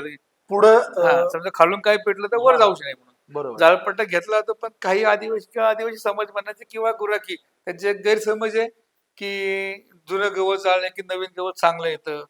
मग त्यासाठी पण काय जाळतात. काही जण माथेपूर असे येण्यासारखे असं की सिगरेट वगैरे, गांजावड हे वेगवेगळे हा, हा. प्रकार कुठेतरी म्हणजे डोंगरावर हा, जाऊन मग हे कर- बळस पेटवणे. पण हे करू नये, कारण की त्याच्यामुळे बरेचसे वन्यजीव आहेत. छोटे पर किड्यापासून तर फुलपाखरू, बऱ्याचशा पक्ष्यांचे अंडे असतात, ते अंडे घालतात. त्यामुळे वनसंपदा भरपूर कमी होते. छोटी छोटी झाडं वगैरे ते मारतात. साप असतात, सापांचे विजा पळते. नंतर बेकर आहेत, हे साप पहिला पळता येत नाही जास्त वनवाला चारी बरोबर बाजूनी. बरोबर. जे वारा असतं, कारण की ज्या टायमाला वनवा लागतो त्या टायमाला हवा भरपूर असते, गवत मोठं झालेलं असतं. बरेचसे भरपूर प्राणी मरतात, छोटे छोटे म्हणजे पर गोगलगाय बसून पर किडे मुंगे, हे प्रत्येक जर आपले एक साखळी आहे. अन्न बरोबर साखळी जर तुम्ही नष्ट केली तर काय राहणार नाही. बरोबर आहे. हो, आता मागसपासून आपल्या चर्चेमध्ये तुम्ही 3-4 वेळा तुम्ही म्हणले की भुगावच्या याच्यामध्ये नेले, कात्रजला नेले. तर आपल्या तालुक्याच्या हिशोबाने असं एखादं ठिकाण नाहीये का की जिथं आपण वन्यजीव एखादं रेस्क्यू केलं तुम्ही, तर ते तिथे नेऊ शकते, असं एखादं ठिकाण नाहीये का? नाही ना, आपल्या मावळ तालुक्यात उलट पाहिजे ना. मावळ तालुका एवढाच मोठा आहे आणि जंगल संपदा किंवा वाईल्ड लाईफ, की मावळासारखं वाईल्ड लाईफ कुठंच नाही सापडत. पण मावळ तालुक्यात एकतरी दवाखाना किंवा रिसर्च सेंटर पाहिजे, की त्या ठिकाणी वन्य प्राणी ठेवले गेले पाहिजे, त्याचे ट्रीटमेंट व्हायला पाहिजेत. बरेचसे प्राणी फक्त प्रथमोपचार न झाल्यामुळे मृत्युमुखी पडले गेलेले आहेत. समजा भेकर आहे किंवा वेगळे वेगळे प्राणी. आता भेकर असा प्राणी आहे की त्याला हात लावला माणसाने की जखमी कुत्र्याच्या हल्ल्यात सापडला गेला आणि त्याला जर कुठल्या एखाद्या गाडीत पिंजऱ्यात ठेवला किंवा जर बंद तर तो घाबरून अटॅक करून मरतो. बरेचसे ते प्राणी की अटॅकवरच गेलेले आहेत. त्यांना इथून पुण्यापर्यंत भुगावला घेऊन जास्तपर्यंत ते गाडीत प्रवासामध्ये त्यांचा मृत्यू झालेले आहे. आमच्या समोर बऱ्याचशा घटना घडलेल्या आहेत. कुठलाही प्राणी आपल्याला इथून पुण्यात म्हणजे जवळजवळ 30-40 किलोमीटर व्हायचा, त्या गाड्यांचा आवाज, आजूबाजूच्या गाड्या, ते घाबरून त्यांना अटॅक येतो. बरोबर. म्हणजे त्यांना जखम झालेली कमी असताना अटॅक येऊन गेलेले प्राणी भरपूर आहेत. तर त्याच्याऐवजी मावळ तालुक्यात कुठेही त्या ठिकाणी फॉरेस्टची जागा आहे, त्यांनी एखादं इथं शेल्टर काढावा किंवा बाबा तिथं प्राणी थांबले गेले पाहिजे, ठेवले गेले किंवा ह्यांनी एनजीओला द्यायला पाहिजे की बाबा तुमच्या एनजीओने हे ठेवण्यासाठी तुम्हाला परवानगी आहे. बऱ्याच वेळा काय होतं, आम्हाला पण साप पकडला तर साप आम्हाला 24 तासच ठेवायला परवानगी असते. 24 तासाच्या पुढे आम्ही साप ठेवू पण शकत नाही किंवा वन खात्याला त्याची माहिती द्यावी लागते की बाबा हा साप पकडला, हा ठेवतोय. मोर जखमी सापडतो. कुत्र्याच्या हल्ल्यास बरेचसे प्राणी सापडतात. जखमी असतात, ठेवायची इच्छा असते, पण आम्ही ठेवू शकत नाही. का तर नियमात बसत नाही. नियमात बसत नाही. आपली मुलं काम करतात, सगळी चांगली कामं असतात.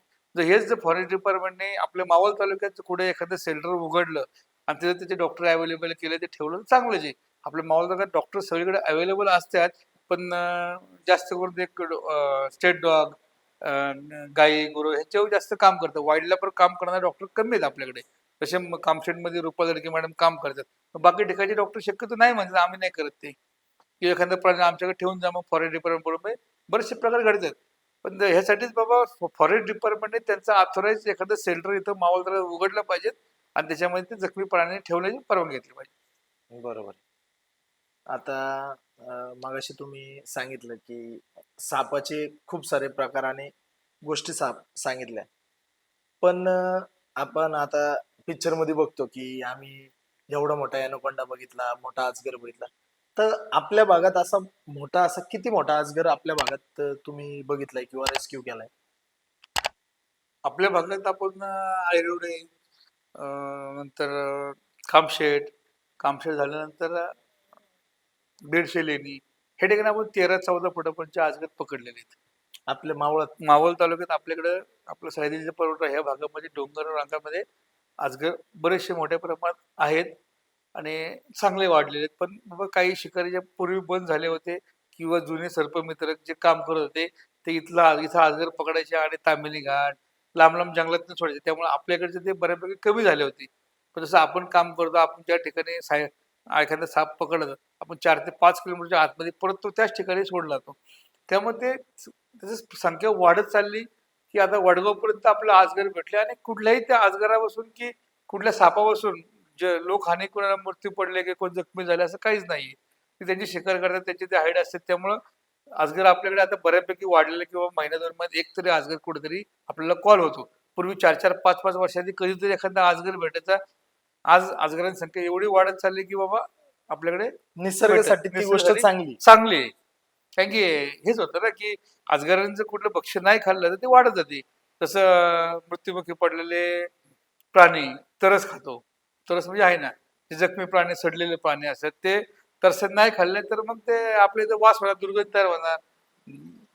जसे आपल्याकडं कराड, कशाळ ठिकाणी, निगडी आंबळ ठिकाणी, वलचर, पूर्वी गिधाडांची संख्या भरपूर होती आपल्याकडे. जे तुम्ही गिधडं बघितले असेल. पूर्वी जेव्हा आपण लहान होतो, आता नाही आपण लहान बघायला भेटत. असताना गिधड असे संख्येने बरोबर आहे, एखाद्या बरोबर. गुरावर जनावरांमध्ये खाताना आपल्याला मिळत होते. ते आता बरोबर. ते गायब झालेले. इव्हन आपल्याकडे मावळ तालुक्यात फक्त मोजून म्हणत बोटामध्ये की 10 ते 12 पेअर्स कपल्स आहेत तेवढेच आहेत. बाकी काहीच राहिलेलं नाही. गिधाडांची संख्या गिधाडं कमी व्हायचं कारण पण आपले स्थानिक दूधवाले, गवळे, शेतकरी शेतकऱ्यांनी जास्त दूध उत्पादन होण्यासाठी गाईला जो इंजेक्शन दिलं जातं, ते इंजेक्शन आम्हाला काय माहित नाही काय आहे. पण इंजेक्शन दिलं जातं, त्या इंजेक्शनपासून जास्त दूध निघलं जातं आणि त्याच्यापासून ते त्याच्या गाईच्या सडामध्ये किंवा शरीरामध्ये पॉयझन तयार होतं. आणि ज्यावेळेस ती गाई मृत्युमुखी मृत्युमुखी पडली गेली की आपण त्या ठिकाणी सोडली दिली का, तर ते प्राणी येऊन ते जे खाल्लं गेलं, त्याच्यापासून त्या गिधाडांना ते पचन झाल्यामुळे बरेचसे गिधाडं कमी होत चाललेली आहेत. शासनाने त्याच्यावर बंदी केलेली आहे, तरी पण लोक आपले गपचूप मना चोरून ते गायांना ते इंजेक्शन दिलं जातं गायांवरांना. बरोबर. ते इंजेक्शन न देता त्याने दूध काढलं तर चांगलं, गुरं पण चांगले राहते, जनावर चांगले, लोकांची आपल्या लोकांना सुद्धा त्याच्यापासून दुष्परिणाम होऊ शकत नाही. कारण की भाऊ, तुम्ही ऑक्सिजन पार्क जे तळेगावला आपल्या ग्रुप थ्रू जे काम झालं, त्या बाबतीत थोडीफार माहिती व्हायला पाहिजे, कारण का माझ्या हिशोबाने मावळात पहिलंच ऑक्सिजन पार्क ते आहे. त्या बाबतीत थोडी माहिती द्या. बरोबर. मी तळेगाव दाभाडे नगर परिषदला वृक्ष प्राधिकरण समिती सदस्य म्हणून पण आता गेले 7 ते 8 वर्षाला काम करतोय. आणि वृक्ष प्राधिकरण समितीचे काम करत असताना आपल्याला एक प्राण्याची आवड निर्माण झाली की बाबा झाडांविषयी. अं, तळेगावचे RMK इन्फ्राचे सर्व रणजित काकडे यांनी आपल्याला निगडी ते देवरोड रोडला एक 500 झाडं लावायचं काम दिलं होतं. ते काम बघितलं, त्याचा जो प्रोजेक्ट होता आपण तो प्रोजेक्ट बघितला.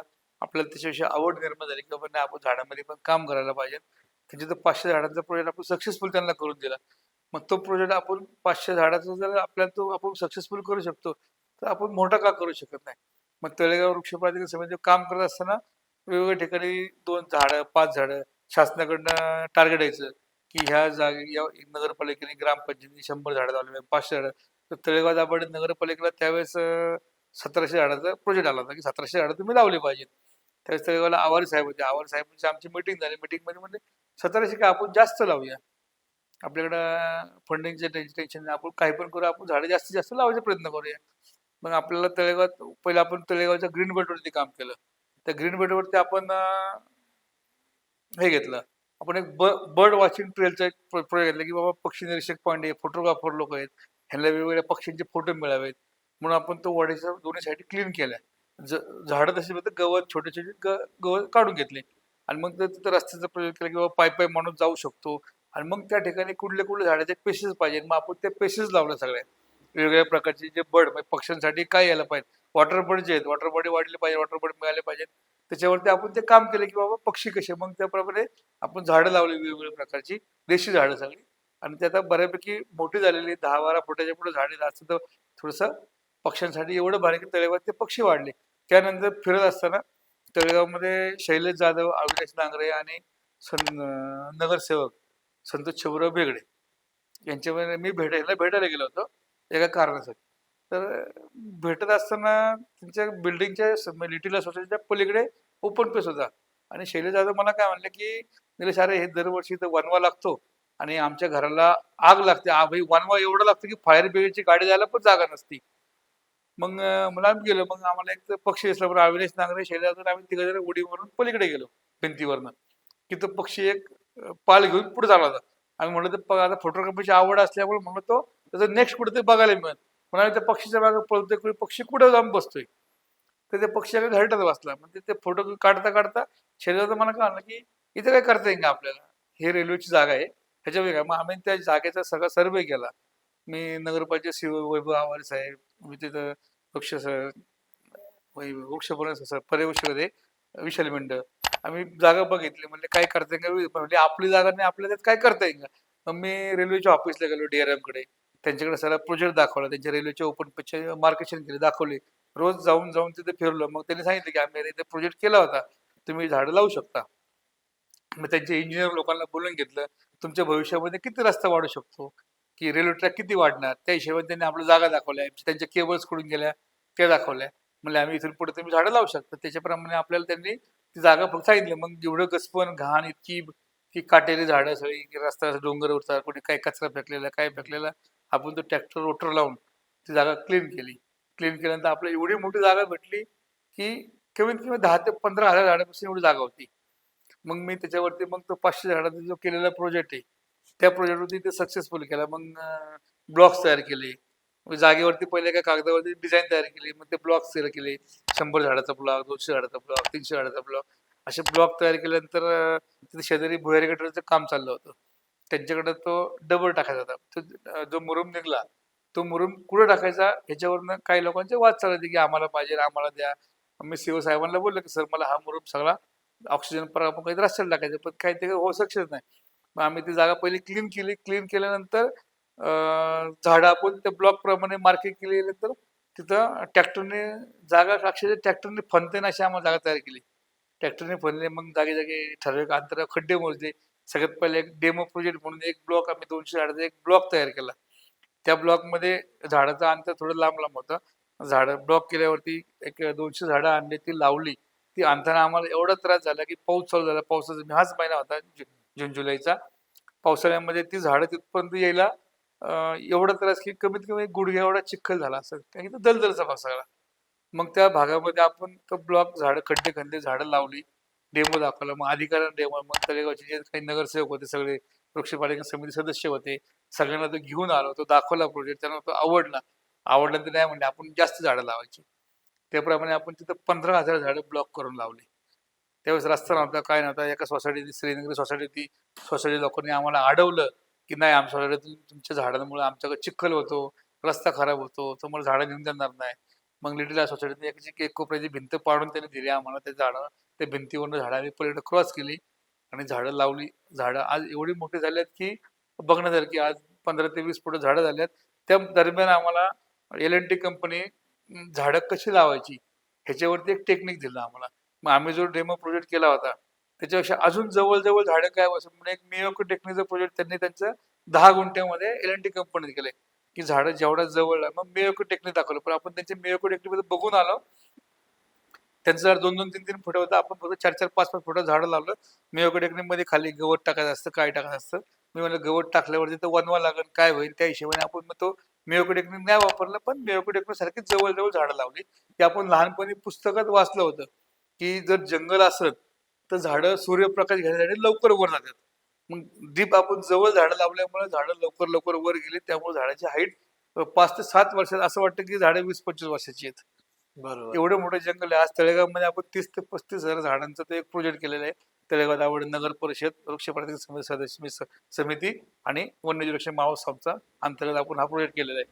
सगळं फंडिंग नगरपालिकेने केलं, झाडं नगर परिषद दिलेली आहे, फक्त देखभाल आपल्या संस्थेने केलेली आहे. आणि त्याच्यामध्ये माझ्या जवळजवळ संस्थेचे 3 ते 4 वर्ष ते झाडं लावण्यासाठी गेले, देखभाल करण्यासाठी गेले. त्याच्यामध्ये आपण 2 बोर मारले, ड्रिप केलेले. आज झाडं बघण्यासारखी. तर लोक, पर्यटक फक्त ऑक्सिजन पार्क, ज्यावेळेस करोना आला तर करोनामध्ये त्या ऑक्सिजन पार्क मध्ये लोक फिरण्यासाठी यायची. आणि आपण तिथं असं एक डेमो प्रोजेक्ट असं केलं की लोक जी फिरतात त्याच्यामध्ये आपण तुळशीची रोपं, कोरफड आणि वेगवेगळ्या वनस्पती, गुलाबाची फुलं, नंतर मोगरा, अनंता, असे त्या 2 झाडांच्या मधोमध आपण ते ब्लॉक्स केले तयार, लाईन्स. बरोबर. आणि जर माणूस एखादा वयस्कर आला, फिरतोय, जो ज्यावेळेस पळतो, रनिंग करतो, दमल्यानंतर ऑक्सिजन पाहिजे, शुद्ध ऑक्सिजन पाहिजे, त्यावेळेस त्याने तुळशीच्या त्या मधोमध बसायचा आणि तुळशीचं फिल्टर ऑक्सिजन त्याच्यापासून कुठलेही रोगराई होण्यामुळे, ज्यावेळेस माणसं जास्त श्वासोच्छ्वास घेतो त्यावेळेस त्या तुळशीमध्ये बसल्यावरती तो ऑक्सिजन चांगला मिळण्यामुळे निरोगी माणूस होतो. बऱ्याच लोकांनी ते आनंद घेतले आणि अजूनही चालू आहेत. बरेच लोक इथे जातात. तर भाऊ, तुम्ही एवढे वर्ष झाले काम करताय, तुमच्याकडे बघून प्रेरणा घेऊन एखाद्या व्यक्तीला तुम्हाला जॉईन करायचे, तर त्यांच्यासाठी तुम्ही काय सांगसाल? आणि तुम्ही हे वन्यजीवांची जी जनजागृती त्याच्यासाठी आपली संस्था काय करते?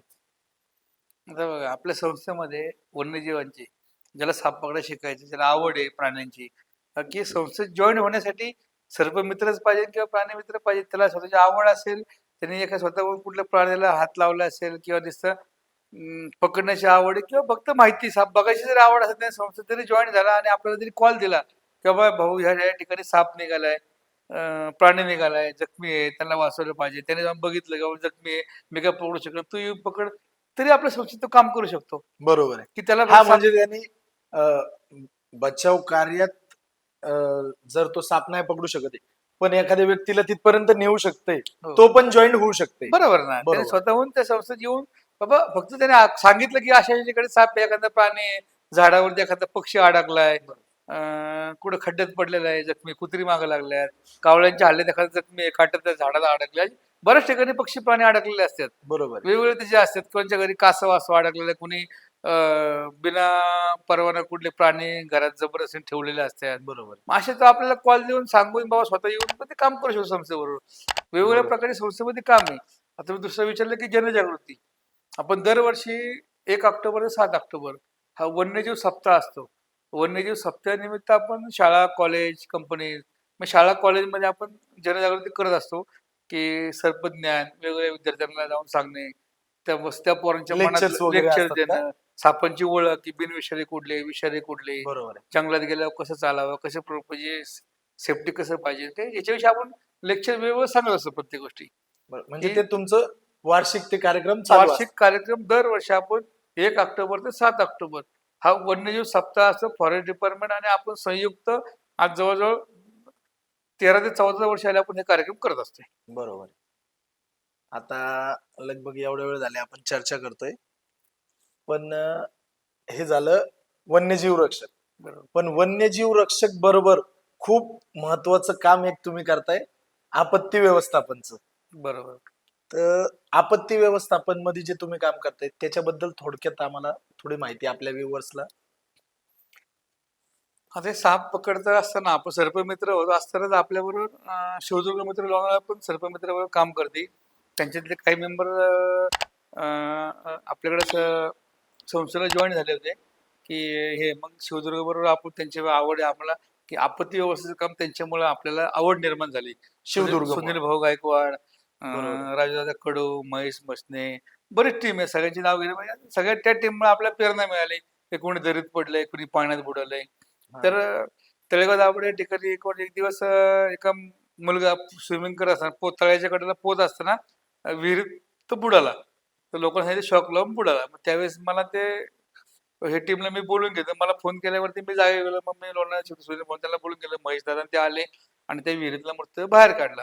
बाहेर काढत असताना मला झालं की बाबा हे करतात तर आपण पण ते शिकूया. मग त्यांच्याबरोबर कुठे कॉल असेल तर आपण त्या कॉलला गेलो. त्यांच्याकडे ते शिकलो. मग त्यांच्याबरोबर आपण अजूनही आपण त्यांच्या संस्थेवरच एकत्रित काम करतो जॉईंटली, की कुठेही काय असेल तर मग त्यांच्याबरोबर पाण्यातले डेड बॉडीज कशा काढायच्या, दरीतला कशा बाहेर काढायच्या, आपण त्यांच्याकडून शिकलो आणि त्यांच्यापासून आपल्याला ही प्रेरणा मिळाली की रेस्क्यू करताना आपण सर्पमित्र करतो असा वेळ आहे. मग त्याच्यावर ही पण कामं करायला पण मग बुडालेल्या व्यक्तीला बाहेर काढल्यापासून त्याच्या नातेवाईकाला मृत्यू लवकर म्हणजे जो पाण्यात बुडालेला माणूस असतो तो आपण जरी नाही काढला तरी तो 3 दिवसांनी फुगून वरती येणार. पण त्याच्या घरच्यांपर्यंतचा मृत्यू लवकर पोहोचण्यासाठी आपण हे काम करून त्याला नातेवाईक ते करतो. आत्ताच रिसेंटली भुशी डॅमला जो किस्सा झाला, हम्म. तर आम्ही न्यूज मध्ये बघितलं, त्याच्यात आम्ही तुम्हाला बघितलं. माझ्या हिशोबाने 3-4 डेड बॉडीजचं रेस्क्यू तुम्हीच केलंय. हो. तर तुम्ही कुठं होते त्यावेळेस ते कळलं आणि तिथून पुढे तुम्ही कसं ते हे केलं? त्या दिवशी ज्या दिवशी हा अपघात घडला बुशी भुशी डॅमचा, डॅमचा. त्या दिवशी मी लोणावळ्यामध्येच होतो. आपला सह्याद्री प्रतिष्ठानचा सचिन भाऊ शेडगेंचा मावळ भूषण पुरस्कार होता रोटरी क्लब ऑफ मावळ तर्फे. मग त्या पुरस्काराला आम्ही सगळे तिथे उपस्थित होतो. मी रोटरी क्लब म्हणजे मावळमध्ये पण तुम्ही काम करतो. लोणावळ्यातच हो, असल्यामुळं मी लोणावळ्यातच होतो बरं. आणि लोणावळ्यातली जी शिवदुर्ग टीम होती सगळी ती मुळशीमध्ये एका वॉटरफॉलमध्ये भोसरी येथील एक युवक पडला होता आणि तो वाहून गेला होता. त्याला शोधण्यासाठी ही टीम तिकडे गेली होती. त्यामुळे लोणावळ्यातली जी मेन टीम काम करणार तिकडे असल्यामुळं मला जाणं गरजेचं होतं. त्यामुळे मला वाटलं की लवकर जायला पाहिजे. मी आपला पुरस्काराचा जो कार्यक्रम आहे तो थोडासा सोडला. माझ्याबरोबर माझी मिसेस, माझी 2 मुलं आणि मी असलं. मग माझ्या बरोबर असणारे सचिन ढामले ह्यांच्या गाडीत मिसेसला मुलाला म्हणलं तुम्ही घरी जा, मी तिकडे चाललेलो आहे. मग असं रेस्क्यू पडलेलं आहे. त्या रेस्क्यूला मग मी निघून गेलो. माझ्यावर सचिन भाऊ शेडगे आणि शिवदुर्गचे याचे सह्याद्री प्रतिष्ठान मावळची टीम होती. ती पण पाठीमागून 15-20 मुलं तिथं आली सगळी त्याच्या मदतीसाठी. मी गेलो. मला पण जाणं शक्य नव्हतं की एवढं ट्रॅफिक होतं भुशी डॅममध्ये की त्या टाइमवर लवकर पोहोचणं अवघड होतं. मग कामशेटची ॲम्ब्युलन्स होती, त्या ॲम्ब्युलन्स तिकडे चालली होती. त्याशी माझं बोलणं आलं की चालल्यामुळे माझी गाडी ते पेट्रोल पंप लावली आणि ॲम्ब्युलन्समध्ये बसून लवकर गेलो. ॲम्ब्युलन्स एवढी गरजेची पडली आम्हाला की ॲम्ब्युलन्समुळे आम्ही त्या ठिकाणी अर्ध्या तासामध्ये पोहोचलो. बरोबर. तर ॲम्ब्युलन्स नसेल तर आम्हाला 2 तास 2.5 तास पोचायलाच लागले असते. बरं. मग ॲम्ब्युलन्स गेल्यानंतर स्पॉटवर गेलो. स्पॉटवर सगळं पाहिलं काय झालंय काय नाही ते. त्याप्रमाणे शिवदुर्ग मित्राचे गावडे सर होते. गावडे सरांनी आनंद गावडे सर होते. त्यांनी जॅकेट, हुक, रोप जे रिक्विपमेंट सामान होतं ते सगळे घेऊन स्पॉटवर पोहोचले. आम्ही बरोबरच पोहोचलो. पोहोचल्यानंतर सगळी पाहणी केली. तर पाहणी केल्यानंतर ज्या ठिकाणी ते घसरून गेलं त्या ठिकाणी बघितलं. चौकशी केली आणि मग मी आणि शिवदुर्ग आम्ही पाण्यात उतरलो. उतरल्यानंतर बरेच बघितलं की कुठं आजूबाजूला वरतून पहिलाच एवढा मोठा पाऊस झाला, पूर आला होता. सगळं आतमध्ये सगळं गवत, घाण सगळे वाहून आलेले. मग आम्ही बरंच सर्च केलं. ज्या ठिकाणी वाहून गेलं त्या जवळ तर भेटत नाही. मग पुढं धरणामध्ये जसं आतमध्ये गेलो आम्ही. आतमध्ये बराच सर्च केलं. सर्च केल्यानंतर पहिल्यांदा त्या जी बुरखा घातलेला त्या व्हिडिओ दिसते ती महिला होती.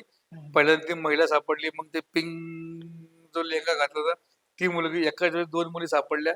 त्या मुलींना बाहेर घेतलं. बाहेर घेतल्यानंतर परत तो एरिया सर्च करत असताना एक छोटीशी मुलगी जीन्स घातलेली ती पण सापडली. म्हणजे एखादी फर्स्ट डेला तिन्ही डेड बॉडीज आपल्याला मिळाल्या. त्या मिळाल्या असताना आपण रात्री 7 वाजेपर्यंत शोध मोहीम चालू होती. 7 वाजेपर्यंत काय शेवटचे राहिलेले 2 काय डेड बॉडीज आपल्याला मिळाल्या नाही. मग दुसऱ्या दिवशी सकाळी आपण परत येण्याचं ठरवलं. तहसीलदार साहेब होते, नायब तहसीलदार साहेब होते, पोलीस होते. त्यांनी सांगितले की आता काम तुम्ही थांबवा. रात्री उशीर झालेला आहे. बरोबर. अंधार पडल्यामुळे त्यांनी तहसीलदार साहेबांच्या सांगण्यावरून आपण ते काम थांबवलं. सकाळी परत येण्याचं नियोजन केलं. मग आपल्याला मदत करायची भावना असल्यामुळं आपण तळेगाव दाभाडेला आलो. तळेगाव दाभाडेला ह्या तिन्ही डेड बॉडीज पोस्टमॉर्टमसाठी आल्या होत्या. मग त्यांना मदत केली. त्यांच्या डेड बॉडीज आपण ॲम्ब्युलन्समध्ये भरून द्यायचं, पण ते थांबलो. त्यांना काय मदत पाहिजे ते मदत केली आणि त्यांच्या जास्त पण रात्री 1, 1:30, 2 वाजेपर्यंत तळेगाव प्राथमिक आरोग्य केंद्रात थांबलो. त्यांचं पोस्टमॉर्टम झाल्यावर ते गेल्यानंतर घरी जाऊन झोपलो आणि सकाळी 6 वाजता उठून परत आम्ही रेस्क्यू सकाळी रेस्क्यूला परत आलो जागेवरती. मग सुनील भाऊ गायकवाड सगळी टीम होती. भरपूर जवळजवळ 30 ते 40 लोणावळ्याची जी टीम बाहेर लोणावळ्याची गेलेली होती ती पण available लोणावळ्याची पण आलेली अवेलेबल होती. मग सर्च केलं तिथं आहे ना, शिवाजीची पण टीम आली होती, स्कुबा ड्रायव्हर होते, त्यांची पण टीम शोधत होते ते. आणि शिवदुर्ग मित्रांनी पण 2 स्कुबा ड्रायव्हर उतरवले. म्हणजे त्यांचे 2 आणि आपले 2 जवळ 4 स्कुबा ड्रायव्हर आतमध्ये होते. आणि आपले जे रेस्क्यू शोधणारे गट होतं ते पण जवळजवळ 10 ते 12 मुलं होते पाण्यामध्ये. त्यामुळे शोध घ्यायला सापडलं. पण सकाळी लवकरच एक मुलीचा मृतदेह सापडला सकाळी 8:30-9 वाजेपर्यंत. आणि दुसऱ्या मुलाचा जो शोधायला भरपूर वेळ लागला तो संध्याकाळी 5:30-6 वाजता सापडला. म्हणजे 5 डेड बॉडी दुसऱ्या दिवशी रिकव्हर झाली. बरोबर. आता जसं थोडक्यात तुम्ही सांगितलं की तुम्ही रेस्क्यूला गेले आणि रात्री 1-1:30 वाजता घरी आले, दुसऱ्या दिवशी परत. मग या सगळ्या गोष्टींमध्ये आपल्या घरच्यांची जी मनस्थिती ती कशी असते बाबा? अचानक तुम्हाला रात्री अपरात्री फोन येतो, तुम्ही रेस्क्यू साठी जाता. मग घरच्यांचा सपोर्ट आणि त्यांची मनस्थिती कशी आहे त्यांच्या बाबतीत? आता घरच्यांची मनस्थिती पूर्वी नसायची किंवा नका जाऊ कशाला काय रिस्क आहे. पण आता त्या घरच्यांनी आपण सेफ्टी, आपण जॅकेट घातलं जातं आपल्याकडनं, आपण म्हणजे की काळजी कुठलीही घेता. काळजी घेतो आपण. कुठलीही सेफ्टी शिवाय आपण पाण्यात उतरत नाही. जो रोप असतो वाहून जाऊ नये काय नाही, का आपल्या कंट्रोलला आपल्या बाहेर असतो उभा, बरोबर. की आपला सगळा कंट्रोल त्याच्याकडे असतो, की तो सगळं सांगतो आपल्याला की हे कर ते कर, आपण आत गेलोय पुढे जाऊ नको, रिस्की रोप त्याच्या हातात असतो कंटिन्यू. आणि आपल्याला वाटलं तर आपल्याला जर पुढे जातो त्यांनी जेव्हा रोप सोडतो तर आपण पुढे जाऊ शकतो. मग तो पण कंट्रोल करू असतो आपल्याला काय करायचं काय नाही. आता हे घरचे रोज बघून बघून त्यांना माहित झालं की नाही आपल्या सेफ्टी आहेत. आपल्या अंगात जॅकेट शिवाय आपण कधीही उतरत नाही. बरोबर. हातात रोप असतो, रोप आपल्या जर रिस्क असेल तर कमरेला बांधलेला असतो किंवा हातात धरलेला असतो. त्यामुळं भीतीचं आपलं वाता असं काही नाहीये. आणि दिवसभर आपण थांबतो. त्याची सह्याद्री प्रतिष्ठानची पण टीम आली आहे, बाकीची टीम येतात, आपले मित्रमंडळी नाश्ता पाणी घेऊन येतात, पाणी घेऊन येतात, आपले सगळं मदत करतात. त्यामुळे काही वाटत नाही. बरोबर आहे. आता तुम्ही थोडक्यात सांगितलं की त्या क्लिप लागतात किंवा रेस्क्यू साठी ज्या गोष्टी लागतात, त्या गोष्टी आपल्याला अवेलेबल जे होतात ते तुम्ही वैयक्तिक संस्थेच्या वतीने बऱ्यापैकी गोष्टी विकत घेतल्यात किंवा तुम्हाला कोण आर्थिक मदत करतंय? अं, काही संस्थेने पूर्वी सुरुवातीला विकत घेतल्या आणि नंतर हळूहळू आपण ज्या संस्थेला काही वस्तू लागतात त्या आपण दानशूर लोकांकडनं मागणी केली की बाबा मला अशा अशा गोष्टीची गरज आहे. मग प्रत्येकाने काय थोडे थोडे थोडे करून आपण ते वस्तू खरेदी केलेले आहेत. तळेगावला एक जज साहेब होते, जस्ट ते रिटायर्ड जज होते हायकोर्टचे, ते आता जस्ट वारले, पण त्यांनी आपल्या एक ॲम्ब्युलन्स दिली पूर्वी जुनी ॲम्ब्युलन्स.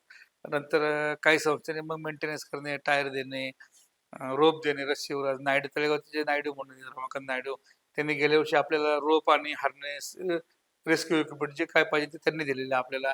ह्या वर्षी पण त्यांनी आपल्याला आता रिसेंटमध्ये बोटीचं इंजिन दिलं. हे चालू काही ना काही काही नाही तळेगावातले काही लोक मदत आपल्याला करत असतात. आणि बरेचसे म्हणजे पेट्रोल डिझेलचे हे पैसे स्वखर्चाने आपण करतो, की आपण ते कोणाकडे मागणी करत नाही. त्याच्या घरातला व्यक्ती बुडलेला आहे किंवा पडलेला आहे अशा लोकांकडून आपण कधी पैशाची मागणी करत नाही आणि आपण त्याच्याकडे घेत पण नाही. त्यांनी आपल्याला जर विचारलं की तुम्हाला काही द्यायचे का, तर आम्ही हात जोडतो, आम्हाला काही नको. शासनाकडनं आपल्या काही अपेक्षा आहे का एक संस्था म्हणून, की बाबा आज जे काम बऱ्यापैकी वेळा शासनाची लोक तिथं नाही पोहोचत, तिथं तुमची रेस्क्यू ची टीम पोहोचती, तर अशा काही गोष्टी आहेत का की ज्या आपल्याला टाइमवर अवेलेबल झाल्या संस्थेला, तर तुम्ही अजून चांगल्या लेवलला काम करू शकताय किंवा अडचणी येतात आहेत, असं नाही, काही? नक्कीच ना. जर संस्थेला जे आता अजून फास्ट बोट आहे, स्पीड बोट असतात, फास्ट आहे, आम्हाला ॲम्ब्युलन्स आहे किंवा आमच्या सर्प मित्रांना किंवा प्राणी मित्र जे रेस्क्यूची टीम जाती त्यांना टोल नाक्यावर अडवलं जातं, त्यांची गाडी लवकर जात नाही. ॲम्ब्युलन्स तर लवकर ज्या ज्या ठिकाणी अपघात घडतो त्या ठिकाणी एकतर अडचणी असतात आणि अपघात झाल्यामुळं ट्रॅफिक जाम झालेला असतं, बरोबर. रस्ता नसतो.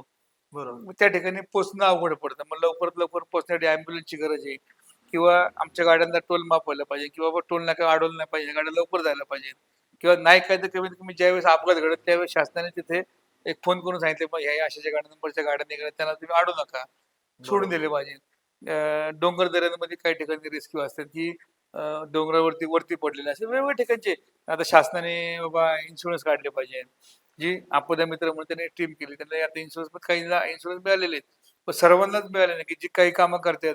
काही लोक आली फक्त टीम ट्रेनिंग घेण्याबद्दल ट्रेनिंग घेतलं आणि ती गायब पण झाली. आयडेंटिटी कार्ड मिळणार आयडेंटिटी लायसन्स जी आपल्या बरोबर नव्हती पण त्यांनी आले फक्त की बाबा आम्ही काम करणार आहे आम्हाला करायची इच्छा आहे. कोण होते आम्हाला पण काही माहित नाही पण ते नंतर गायब पण झाली.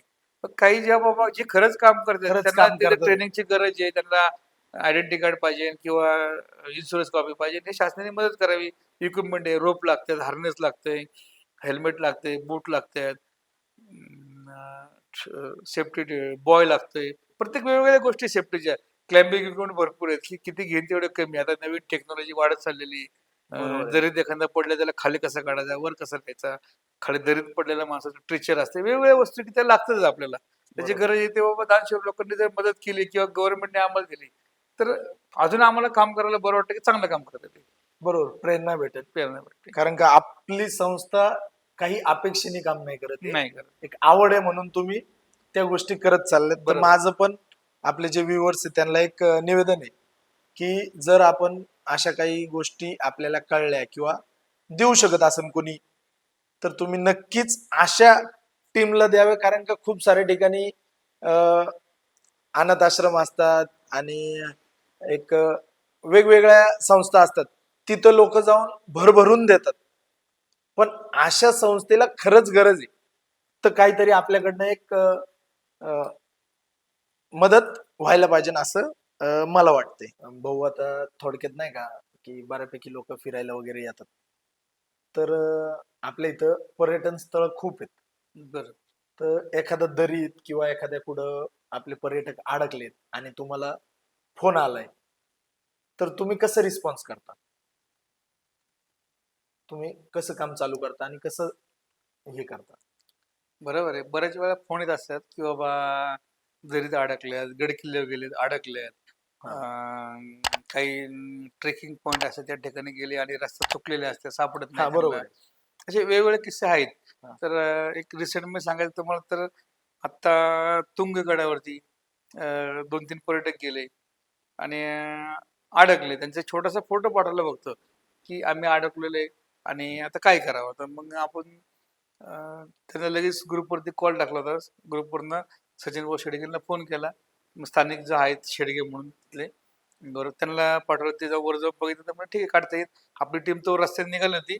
स्थानिक जे गडकिल्ल्याच्या बरोबर जवळपासचे म्हणजे असतात तुम्हाला असं कळलं तर स्थानिक जो जवळ आहे तो जवळ पहिला आहे. तिथं पोहोचतो. बरोबर ना आम्हाला जरी बरोबर. कॉल पडला त्याने पोलिसांना 100 नंबरला कॉल केला 100 नंबरने केला तरी आमच्या ग्रुपला जर पटकेने कॉल आला की बाबा अशाच ठिकाणी मावळ तालुक्यात अडकलेलं आहे तर आम्ही पहिलं स्थानिक कोण आहे ते शोधतो की आपला त्या ग्रुपमधला स्थानिक कोण आहे.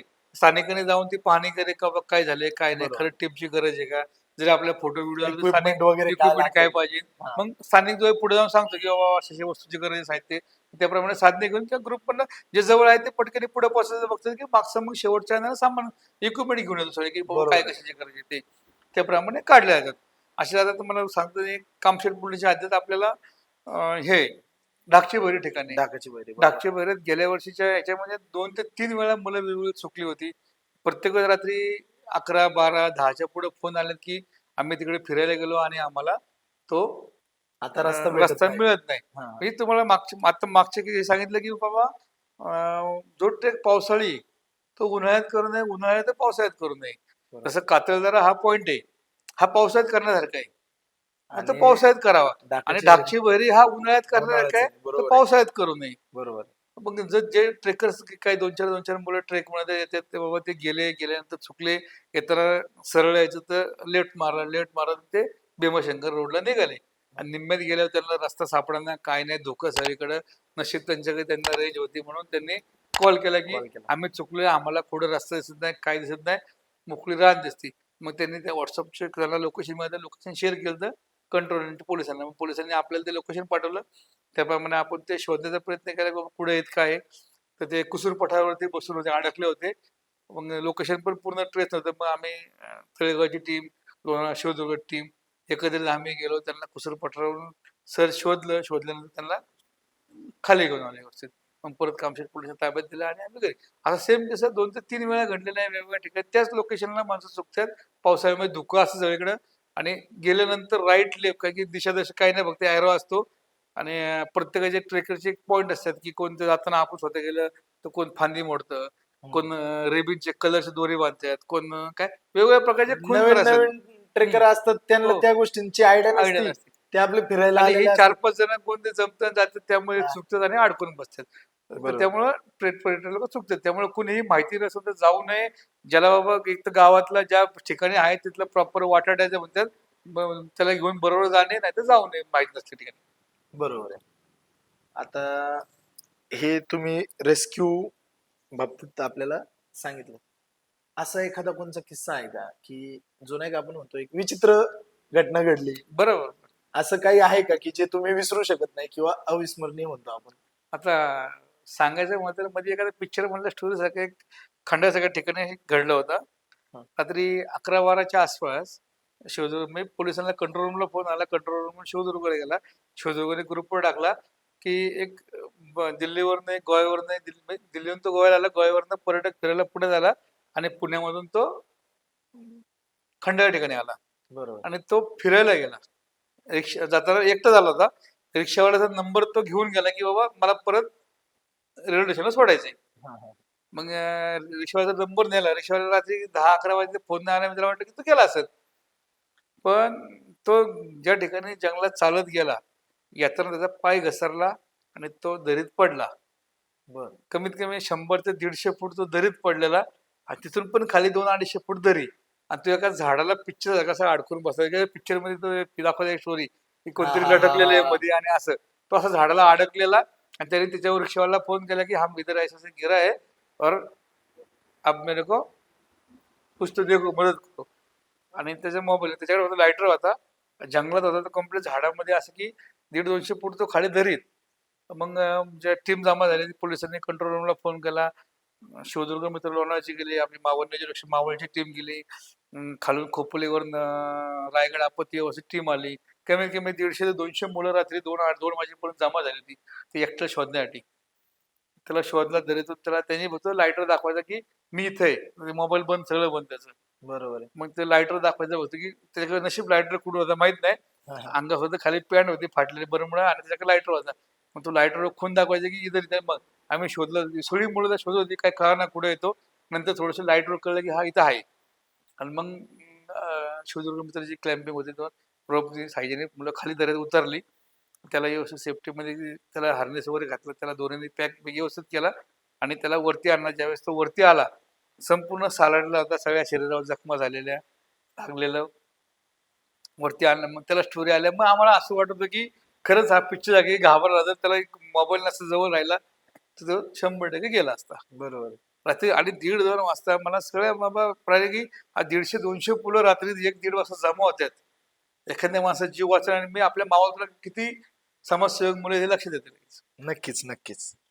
आता तुम्ही भाऊ, आपली टीम आहे, रेस्क्यूला वगैरे जातात. मग टीमला रेस्क्यू साठीची जी ट्रेनिंग वगैरे जी भेटली, ती कुठे भेटली? एक तर आपण सर्वात पहिल्यांदा शिवदुर्ग मित्र लोणावळा, आज त्यांच्याकडे आपण जे इक्विपमेंट आहे, ट्रेनिंग जे रेस्क्यूचे इक्विपमेंट त्यांच्याकडे सगळं शिकतो आपण. अजूनही त्यांच्याकडे ट्रेनिंग घेतोय. अजूनही मी असं की पूर्ण परफेक्ट नाहीये की बाबा शिकलेलं आहे सगळं, आपलं सगळं येते. शिवदुर्ग मित्रचे सुनील भाऊ गायकवाड आहेत, महेश मोहिते, राजगुड ह्यांनी आपल्याला कायम प्रत्येक वेळेस नवीन नवीन टेक्निक आणि असं काही घरी बसून किंवा एखाद्या रूम मध्ये हॉलमध्ये ट्रेनिंग मिळत नाही. ज्यावेळेस फील्डवर जातो आपण प्रत्येक वेळेस एखादा कॉल अटेंड करतो, कसं रोपने उतरायचं, कसं काय करायचं, हँडल्स कसे लावायचे, हे सगळं फील्डवर जाऊन काम करून जाऊन आपल्याला जाऊन शिकायला. प्रॅक्टिस करू. अनुभवावरून जे भेटतं ते ऑन पेपर काही मिळत नाही. बरोबर आहे. अनुभवाने आपण शिकलो त्यामुळे आपल्याला बऱ्यापैकी शिकायला मिळालं. आणि दुसरं आपल्याला कलेक्टर ऑफिसवरनं ह्या वर्षी आपदा मित्र म्हणून ट्रिप केली की पुणे जिल्ह्यामध्ये 500 आपदा मित्र तयार केलेले आहेत की इमर्जन्सीसाठी की मदत करणार. स्वयंस्फूर्ती ज्यांनी संस्था मिळतील त्यांनी त्यांच्याकडे कामं करून घ्यायची. आपदा मित्र 500, मला सांगायची असं वाटतं की 500 पुणे जिल्ह्यात असताना 70 आपल्या मावळ तालुक्यातले आहेत की आपदा मित्र काम करतात. अख्ख्या जिल्ह्यातून 70 जण आपली कामं करतात. बरोबर आहे. आणि बाकी ठिकाणी काही ठिकाणी शाळेचे विद्यार्थी घेतलेले आहेत. काही कोतवाल म्हणतात कोतवालांना घेतलेले. मी गव्हर्नमेंट जे आहेत त्यांना काम घेऊन त्याचे काही पोलीस पाटील ट्रेनिंग दिले, पण आपल्या मावळ तालुक्यात जी खरंच मुलं जे त्यांना बऱ्याच जणांना ट्रेनिंग घेतली. काही बरोबर. ठराविक मुलं आहेत की ती नव्हती की आम्ही ओळखत नव्हतं कोण आलं ट्रेनिंग घेतलं गेले, पण आहेत ते. बरोबर आहे. आणि त्याच्यानंतर आपल्याला शासनाने जिल्हा आपत्ती व्यवस्थापन आयडेंटिटी कार्ड दिलेले आहे आणि 5 लाखाचा ऑल रिस्क इन्शुरन्स पण काढून दिलेला आहे आपल्या 70 पोरांचा जिल्हाधिकाऱ्यांनी जिल्हा अधिकारी. जेवढे तुमची जी हा टीम आहे. आपले टीम मेंबर जे काम करतात ज्यांनी ट्रेनिंग घेतलंय त्यांना 5 लाखाचा ऑल रिस्क कव्हरचा इन्शुरन्स आहे आणि आयडेंटिटी कार्ड दिलेलं आहे आणि किट पण दिले प्रत्येकाने चाल म्हणजे शासनाकडनं शासनाकडनं. ही गोष्ट आपल्यासाठी एक चांगली झालेली आहे. बरोबर आहे. आता मागच्या वेळेस आम्हाला एक किस्सा तो तुमचा आठवतोय की तुम्ही कुंडमळ्यात काहीतरी बचाव कार्यासाठी गेले होते आणि म्हणजे बॉडी काढायला गेले होते थोडक्यात, आणि कुठलं तरी मुलाला बाहेर काढलं होतं. बरोबर. कुंडमाळ्यावरती अपघात सारखेच घडत असतात. पावसाळे दिवस आले की दर आठवड्याला एक दोन तरी पाय घसरून पडून मृत्यू पडतात त्याचे. पण त्यावेळेस एक मुलगी अशीच सकाळी कॉलेजची बुडून आली होती आणि मुलांबरोबर फिरत असताना पाण्यात पडली. तिचा मृत्यू जवळजवळ 7 ते 8 दिवस सापडलाच नाही, कारण की पूर परिस्थिती ती वाहून गेलं होतं. आम्ही 7 दिवस रोज जायचं हे कडेला बघा त्या, कारण की पूर परिस्थिती ज्या ठिकाणी कुंडमाळा अशा ठिकाणी की त्या ठिकाणी आपण शोधू शकत नाही. अवघड ठिकाण असल्यामुळे आपण 2-3 दिवसानंतर म्हणलं कुठेतरी बॉडी फुगून वरती आला असेल. आम्ही रोज किनारपट्टी सगळ्या किनारपट्टी जवळजवळ 3-3, 4-4 किलोमीटर पर्यंत जाऊन आम्ही शोधत असतो की ह्या मुलीची कुठेतरी मृत्यू बाहेर जावं. पण ते शोधत असताना त्या मुलीचा कुंडमाळ्यापासून अर्धा किलोमीटर खाली म्हणजे 400-500 मीटरवरती एक व्यक्ती कोणतरी वाहून येतं दिसलं किंवा डोकं दिसलं, थोडा हात दिसला होता की वाहून येते. म्हणून आम्ही बोट त्या दिशेने पळवलं की कोणती आले काय गाव तीच बॉडी आली काय. तर बघितलं तर माणूस होता.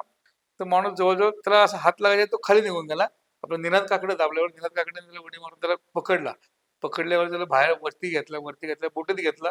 तो पूर्णपणे अनकॉन्शियस म्हणजे तो की आम्हाला तर वाटलं पहिला गेला, पण दाढी चेक केली तर थोडं वाटतं की जगू शकतो. पोटात पाणी गेलेलं सगळं. त्याला बोटीत घेतला. बोटीत दिल्यावरती सीपीआर दिला. सीपीआर दिलं, त्या पोटातलं पाणी सगळं बाहेर काढलं. सीपीआर दिला. सीपीआर दिल्यावरती तो त्याला mouth to mouth air push केला, तो जिवंत झाला. जिवंत झाला म्हणजे त्याला परत थोडंसं पल्स आला आणि तो थोडा हल्ला. मग त्याला पंपिंग करून व्यवस्थित करून तो बोट आपली किनाऱ्याला पोहोचतोपर्यंत किनाऱ्याला पोहोचायला कमीत कमी 10 ते 12 मिनिटं गेले. 12 मिनिटामध्ये तो बोटीत उठून बसला होता. अच्छा. म्हणजे आपला एक बाबा की गेलेला माणूस त्याचं नशीब की तो सापडला. जर आमची बोट तिथं नसती तर तो आणि तुम्ही भेटला गेले पण होते दुसऱ्या शोधासाठी आणि हा सापडला. बर. आता आपल्या जी टीम काम करते तिचे भविष्याच्या हिशोबाने तुम्ही काही उद्दिष्ट ठेवलेले असतील, असं काही आहे का? उद्दिष्ट म्हणजे आपण टीम काम करत आहे ते आपल्याला उलट आमचं तर असं म्हणणं आहे की आम्हाला कमीत कमी कॉल यावे. आम्हाला आमचं पण जीवन आहे. आम्हाला स्वतःचं बाबा की बाहेर आमचे कामधंदे करायला पाहिजेत. जेवढे कमी कॉल येतील, जेवढे पर्यटक पडायचे कमी होतील, ते होणं गरजेचं आहे. आता असं आमची त्याच्यासाठी इच्छा नाही की बाबा की कोण नाही, पडावं आणि बरोबर आहे. आमचे काम करावं. नाही नाही, तर त्याच्यासाठी आपण पर्यटक ते येतात, हम्म. त्यांना आपण काय सल्ला द्याल की बाबा काय काळजी घेतली पाहिजे? अ, पर्यटकांनी बाबा एक तर कोणी ड्रिंक दारू कुठे व्यसन करून धोकादायक ठिकाणी जाऊ नये. सेल्फीच्या मोहामध्ये कोणी पुढे जाऊ नये. शासनाने दिलेले निर्देश आहे बाबा की ह्या भागाच्या पुढे जायचं नाही, तर त्या भाग सोड ओढू नये. ज्या ठिकाणी बोर्ड लावलेला असतो लोक तिथून सेल्फी काढून त्याच्यापेक्षा अजून धोकादायक ठिकाणी फोटो काढतात बरोबर. की त्यामुळे अपघात घडतात बरेच जणांचे. तर ते बरोबर. करू नये. शासनाने जे निर्देश दिले की बाबा पर्यटन स्थळ आहे त्या ठिकाणी जाऊ नये. घसरडं असतं. घसरडं का होतं तर बाबा पाऊस झालेला असतो. पावसाचं जे गवत उगवलं जातं आणि गवताचं वाळल्यानंतर पुढच्या वर्षी परत पाऊस पडला की तर शेवल तयार होतं की त्या निसर्ग ठिकाणी गेल्यामुळे पाय घसरतात. तर कुठे ते करू नये, जाऊ नये. भाऊ आता लगभग NDRF, INS, मावळातलं सांगतोय, INS आहे, त्याच्यानंतर CRPF आहे, फायर ब्रिगेड वाले आहेत, हे सगळे शासकीय लोक असताना आपल्या संस्थेला काम करायची खरी गरज काय आहे? किंवा का गरज पडते? आता NDRF म्हणा किंवा फायर ब्रिगेड आहे ना, ह्यांना ट्रेनिंग आहे, पण जो त्यांचा कमांडर जे सांगन तेच, त्याच्या व्यतिरिक्त त्यांना काही काम करून दिलं जात नाही. आणि जे रेस्क्यू आहेत, आता आपण जे इक्विपमेंट वापरले जातात, आपण जे हँडमेड आपण तयार केलेले इक्विपमेंट आहेत, त्या इक्विपमेंटने पाण्यात बुडलेले डेड बॉडीज आपल्याला लवकर रिकवर होतात. त्यांच्याकडे जे इक्विपमेंट आहेत त्याचे हुक व्यवस्थित नाही आहेत. पाण्याचे रेस्क्यू ते स्कुबा ड्राईव्ह करतात, स्कुबा ड्राईव्ह करतात नाही. पण जे महत्वाचे हुक आहेत, आम्ही जे सर्च करतो फास्टमध्ये, ते आमच्या हुकाला आम्हाला लवकर बॉडी रिकवर होते. त्यांचे जे हुक आहेत ते छोटे छोटे आहेत, की त्याला आजपर्यंत आम्ही जेवढे रेस्क्यूज केले, रेस्क्यूला 70 ते 80 ठिकाणी आपल्याला डेड बॉडीज रिकवर झाले आहेत. शिवदुर्ग टीम म्हणा किंवा आपल्या वन्यजीव रक्षक संस्थेला. बरोबर आहे. आता आता तुम्ही आता सांगितलं की हे रेस्क्यू करताना रेस्क्यू साठी कॉल येतोय, हम्म. हा, पण आपत्ती व्यवस्थापनचा अं, आपत्ती घडूच नाही ह्यासाठी आपल्या संस्थेने काय उपाययोजना केल्यात का? हो, केलेले आहेत ना. आपण गड किल्ल्यांवरती पायथ्याशी आपले सगळ्या संस्थांचे बोर्ड लावले, की कोणाचा इमर्जन्सी नंबर, कॉन्टॅक्ट नंबर लावला, की काय प्रकार घडले तर काय करू नये. सापाचे आपण फोटो लावले, जर समजा साप चावला तर प्रथम उपचार काय करावं, काय नाही. ते मेडिसिन ठेवलेले आपल्या आहेत मावळातल्या मावळातल्या किल्ल्यांवर. गड किल्ल्यांवरती. बरोबर. दुसरी गोष्ट, आपण दरवर्षी जी देहू ते आळंदी आणि आळंदी ते पंढरपूर, देहू ते पंढरपूर जी पालखी आहे, तर नदीमध्ये आपली टीम थांबलेली असती, की एक रोप लावला, तर रोपच्या साहाय्याने आपण आपली टीम आतमध्ये असते, की रोपच्या हद्दीच्या पलीकडे कोणी येऊन देत नाही आपण, की त्यामुळे अपघात वारकऱ्यांना घडत नाही. म्हणजे वारकऱ्यांचा अपघात होऊ नये म्हणून आपण 3 ते 4 वर्षाने नदीमध्ये आपण बोट लावतो. प्रिकॉशन हा, घेतोय. प्रिकॉशन. आपली टीम असती, 30 ते 40 मुलं आपल्या स्वयंसेवक जागी जागी उभ्या असतात, की कुणीही पाण्यात जाऊ नये, अपघात घडू नये. दरवर्षी 4 वर्षाला हे करत असतो. बरोबर. आता तुम्ही सांगितलं की तुम्ही गड किल्ल्यांवर इमर्जन्सी नंबर वगैरे बरं. लिहिलेले आहेत. तर एखादी आपत्कालीन परिस्थिती आहे किंवा एखाद्या व्यक्ती एखाद्या प्रॉब्लेम मध्ये अडकलाय, तर त्याच्यासाठी तुम्ही जे मेन 2-3 नंबर आहेत ते आपल्या व्ह्युअर्स साठी पण तुम्ही, मला वाटतंय की एकदा सांगा.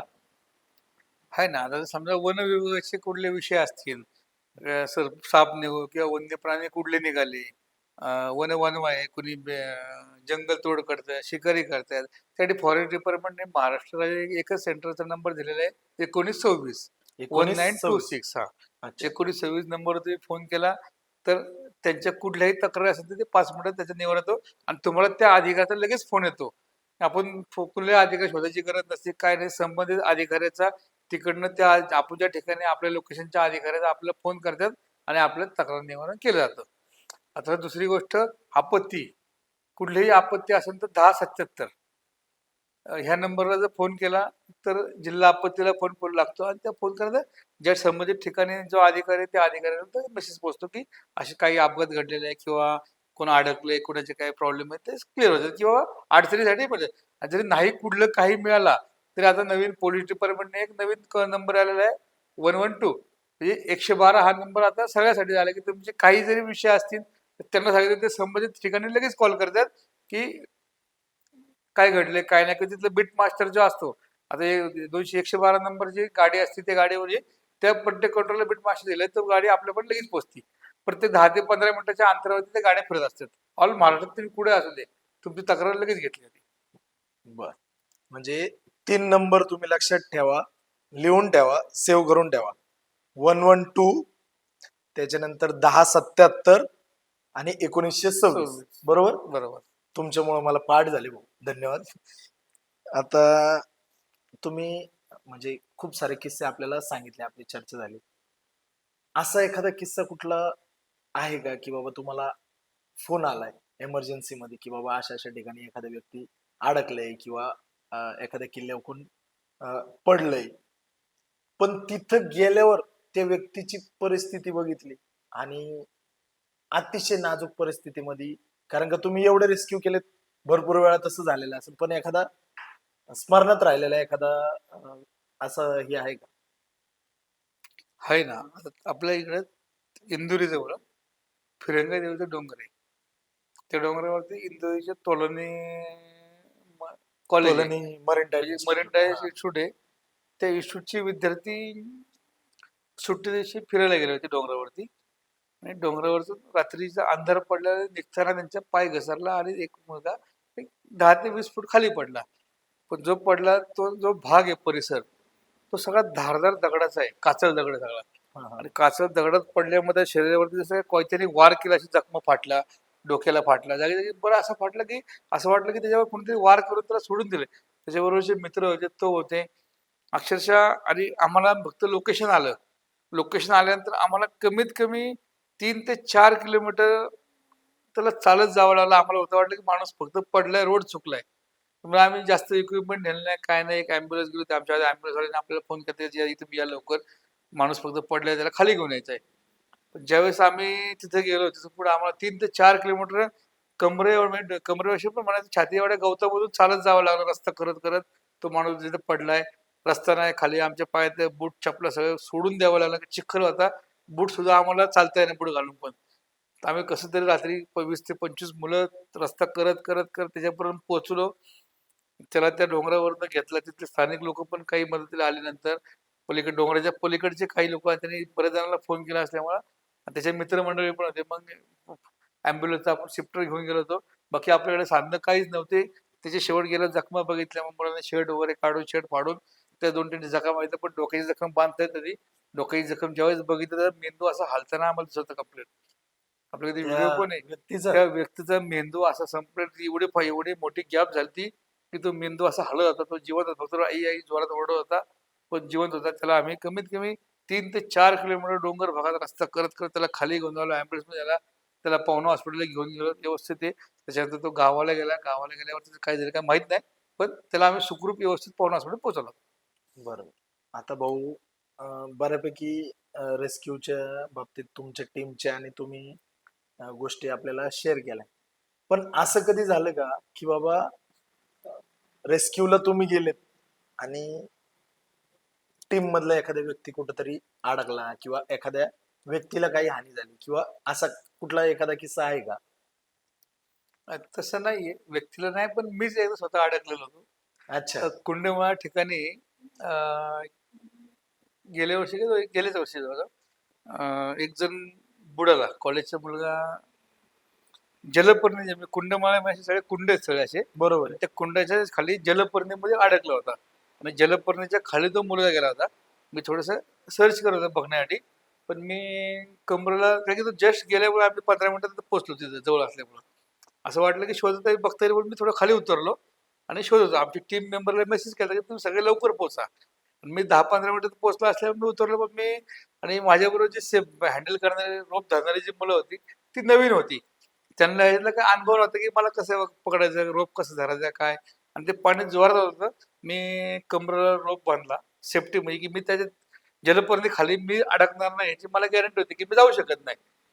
पण रोप धरणारी मुलं नवीन, त्यांनी रोप वरती ओढून धरायचा, तर पाण्यात लूज सोडून दिला. लूज सोडल्यानंतर वरतून जलपर्णीचा लॉट भरपूर आला. मी पाण्यामध्ये होतो, साईडला अडकलेलो, आणि जलपर्णी पाण्यात अडकल्यामुळे वरतून जी वाहून आली त्या रोपला अडकली. रोपला अडकल्यामुळे ते जलपर्णी मला खाली वाढायचे, मला काही वरती दिसता येत नव्हतं. पण मला माहिती की मी आतमध्ये जाऊ शकत नाही. वरच्या ओढणाऱ्या मुलाला कळलं की मी ओढतो, तर त्या जलपर्णीमध्ये ताकदीने ओढता येणार. जलपर्णी माझ्या मागं पण जलपर्णी अडकलेली, पुढं पण जलपर्णी, मध्ये होतो. बरोबर. आणि खालचा जो माझा हुक अडकलेला होता, माझ्या कमरेला दोरी असल्यामुळे जलपर्णी मला पुढे ओढत होती. मी दोरीच्या मध्ये, आणि वरतून मग पोरांना कळलं, आरडाओरडा करायला लागले, आणि अडकला अडकला अडकला. माझा मुलगा माझ्या बरोबर होता. त्याने सगळ्या मित्रांना फोन केले, पप्पा अडकले, तुम्ही लवकर या. असं झालं. आणि मग मी ज्यावेळेस बाहेर निघायचा प्रयत्न केला, जलपर्णी असल्यामुळे मी कमरेची दोरी सोडली, दुसरी दोरी हाताला गुंडून ठेवली वर येण्यासाठी. आणि मग जॅकेट आणि कम्प्लीट कमीत कमी 15 ते 20 फूट मी खाली दरीमध्ये होतो, कुंडामध्ये. तर मला वरती येण्यासाठी ताकद मिळत नव्हती, कारण की मी पाण्यात भिजलेलो. जॅकेट, लाईव्ह जॅकेट घातल्यामुळे त्या जॅकेटचा पण त्रास होत होता. मग मी हळूहळू ते पाण्यात वरती आलो, काही कठ्ठ्याला अडकून बसलो, आणि मग जॅकेट काढलं. मग मला 10-12 पोरांनी वरती ओढून घेतला. हे असं जास्त अपघात पण नाही, पण धोकादायक पण होतं. मग त्यापासून एक ठरवलं की बाबा, जोपर्यंत आपले टीम मेंबर सगळे येत नाही त्याशिवाय आपण पाण्यात उतरायचं नाही. जे आपल्याला अनुभवी आहेत, आता आपल्याला अनुभव आहे, पण जो आपल्या संग तो रोप धरतो काय, त्याला पण अनुभव पाहिजेत की बरोबर. काय करायला पाहिजे काय नाही. मग त्यापासून आपल्याला तो एक अनुभव मिळाला की आपले सगळे मेंबर अनुभवी मेंबर असल्याशिवाय कधीही कुठल्याही रिस्क घ्यायची नाही. सगळ्यांना सांगितलेलं आहे सेफ्टी जॅकेट, आणि समोरचा आपल्याला हँडल करणार रोपवाला माणूस परफेक्ट असेल तर पाण्यात उतरणार तर उतरू नये. बरोबर. रुग्ण कल्याण समिती वरती तुम्ही आले त्याच्यानंतर नेमकं ह्या पदामुळं तुम्ही काय लोकांना मदत करताय किंवा काय काम आहे प्रॉपर? रुग्ण कल्याण समितीवरती जर आपण आलो बाबा, आपण बरेचसे मेडिकल कॅम्प घेत जातो, की महिलांचे. आता एक उदाहरण सांगायचं म्हणजे, जे महिलांचे ऑपरेशन केले जातात, लग्न झाल्यानंतर बाळ झाल्यानंतर ऑपरेशन त्यांचे केलं जातं, हा. त्या ऑपरेशनला बाहेर प्रायव्हेट हॉस्पिटलमध्ये 40,000 ते 50,000 रुपये खर्च येतो. तो बरोबर. आपल्या प्राथमिक आरोग्य केंद्रात फ्री असतो. विनामूल्य. उलट त्यांना येण्याचा प्रवास खर्च पण दिला जातो. दुसरी गोष्ट, स्नेक बाईट होतात लोकांना, की जे जे आदिवासी किंवा जंगल भागात राहतात, त्यांच्याकडे खरंच पैसे नसतात, स्नेक बाईट होतो. तर सरकारी आपल्या प्राथमिक आरोग्य केंद्रात, कुठल्याही प्राथमिक आरोग्य केंद्रात अँटी स्नेक वेनम फ्री मिळलं जातं. कुत्र्यांचे म्हणा, रॅबिजचे इंजेक्शन असतात ते फ्री दिले जातात. लोकांना माहित नसतं, मेडिकलमध्ये जाऊन 500, 700, 1000 रुपये खर्च करून ते बरोबर. घेण्यापेक्षा प्राथमिक आरोग्य केंद्रात फ्री हे माहित नसतं. आपण तिथे लोकांना सांगतो, तुम्ही येऊन इथे घेत जा. डायबिटीस आहे, लोकांना डायबिटीसचे प्रत्येक महिन्यामध्ये लोकांकडे गोळ्या घ्यायला पैसे नाही, त्यामुळे लोक घेत नाही. पण सरकारी दवाखान्यामध्ये फ्रीमध्ये उपलब्ध आहेत. त्यांचे एवढे टेस्ट, ब्लड टेस्ट सुद्धा फ्री केली जाते. अशा आपण जनजागृती करत लोकांना सांगतो, की तुम्ही तिकडे नाही तर इकडे या, इथून तुम्हाला फुकट आहे. तुम्ही कर्जबाजारी होऊ नका, टेन्शन घेण्यापेक्षा आपलं तुम्ही रिलॅक्स राहा. तुम्हाला सरकार तळेगावात भरपूर मारवाडी बघतो, की ते येऊन तिथून नेतात. पण आपलं सर्वसामान्य माणूस सरकारी दवाखान्यात का जायचं म्हणून इज्जतीला जगतो. लाजतो, हा. लाजल्यामुळे तो दवाखान्यात जात नाही. पण माझं तर म्हणणं आहे, सगळ्यांनी दवाखान्यात यावा, सरकारी दवाखान्यात सुविधाचा लाभ घ्यावा. कारण की सरकारने त्याकडे दिलेले आहे आपल्याला, की जे पाहिजे ते तुम्हाला बऱ्याचशा सुविधा, सामान्यांसाठी.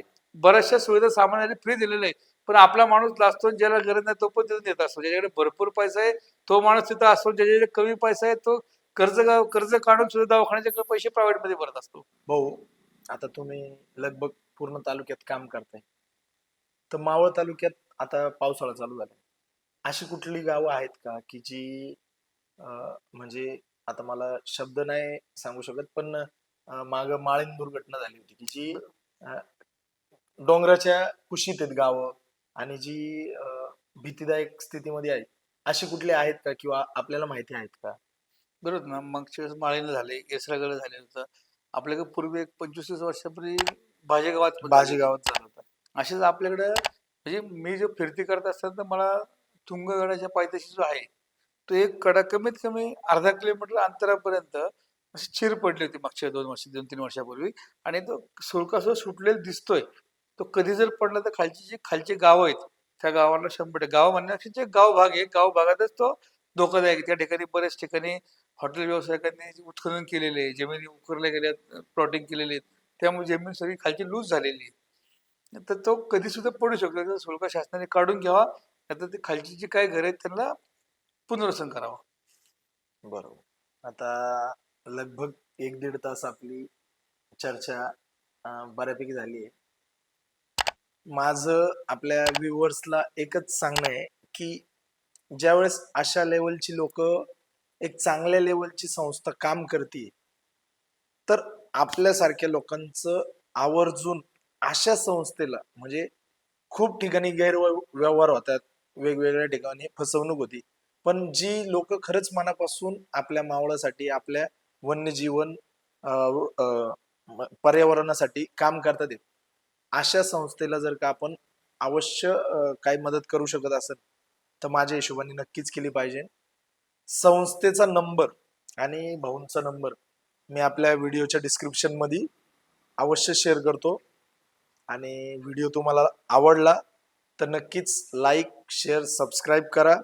आणि आपल्या व्हिडिओमध्ये असंच एखादं इन्स्पायरिंग, जसं भाऊंसारखा एखादी व्यक्ती तुमच्या जवळपास एरियामध्ये कोण असेल तर नक्कीच आम्हाला कमेंट करून कळवा. धन्यवाद.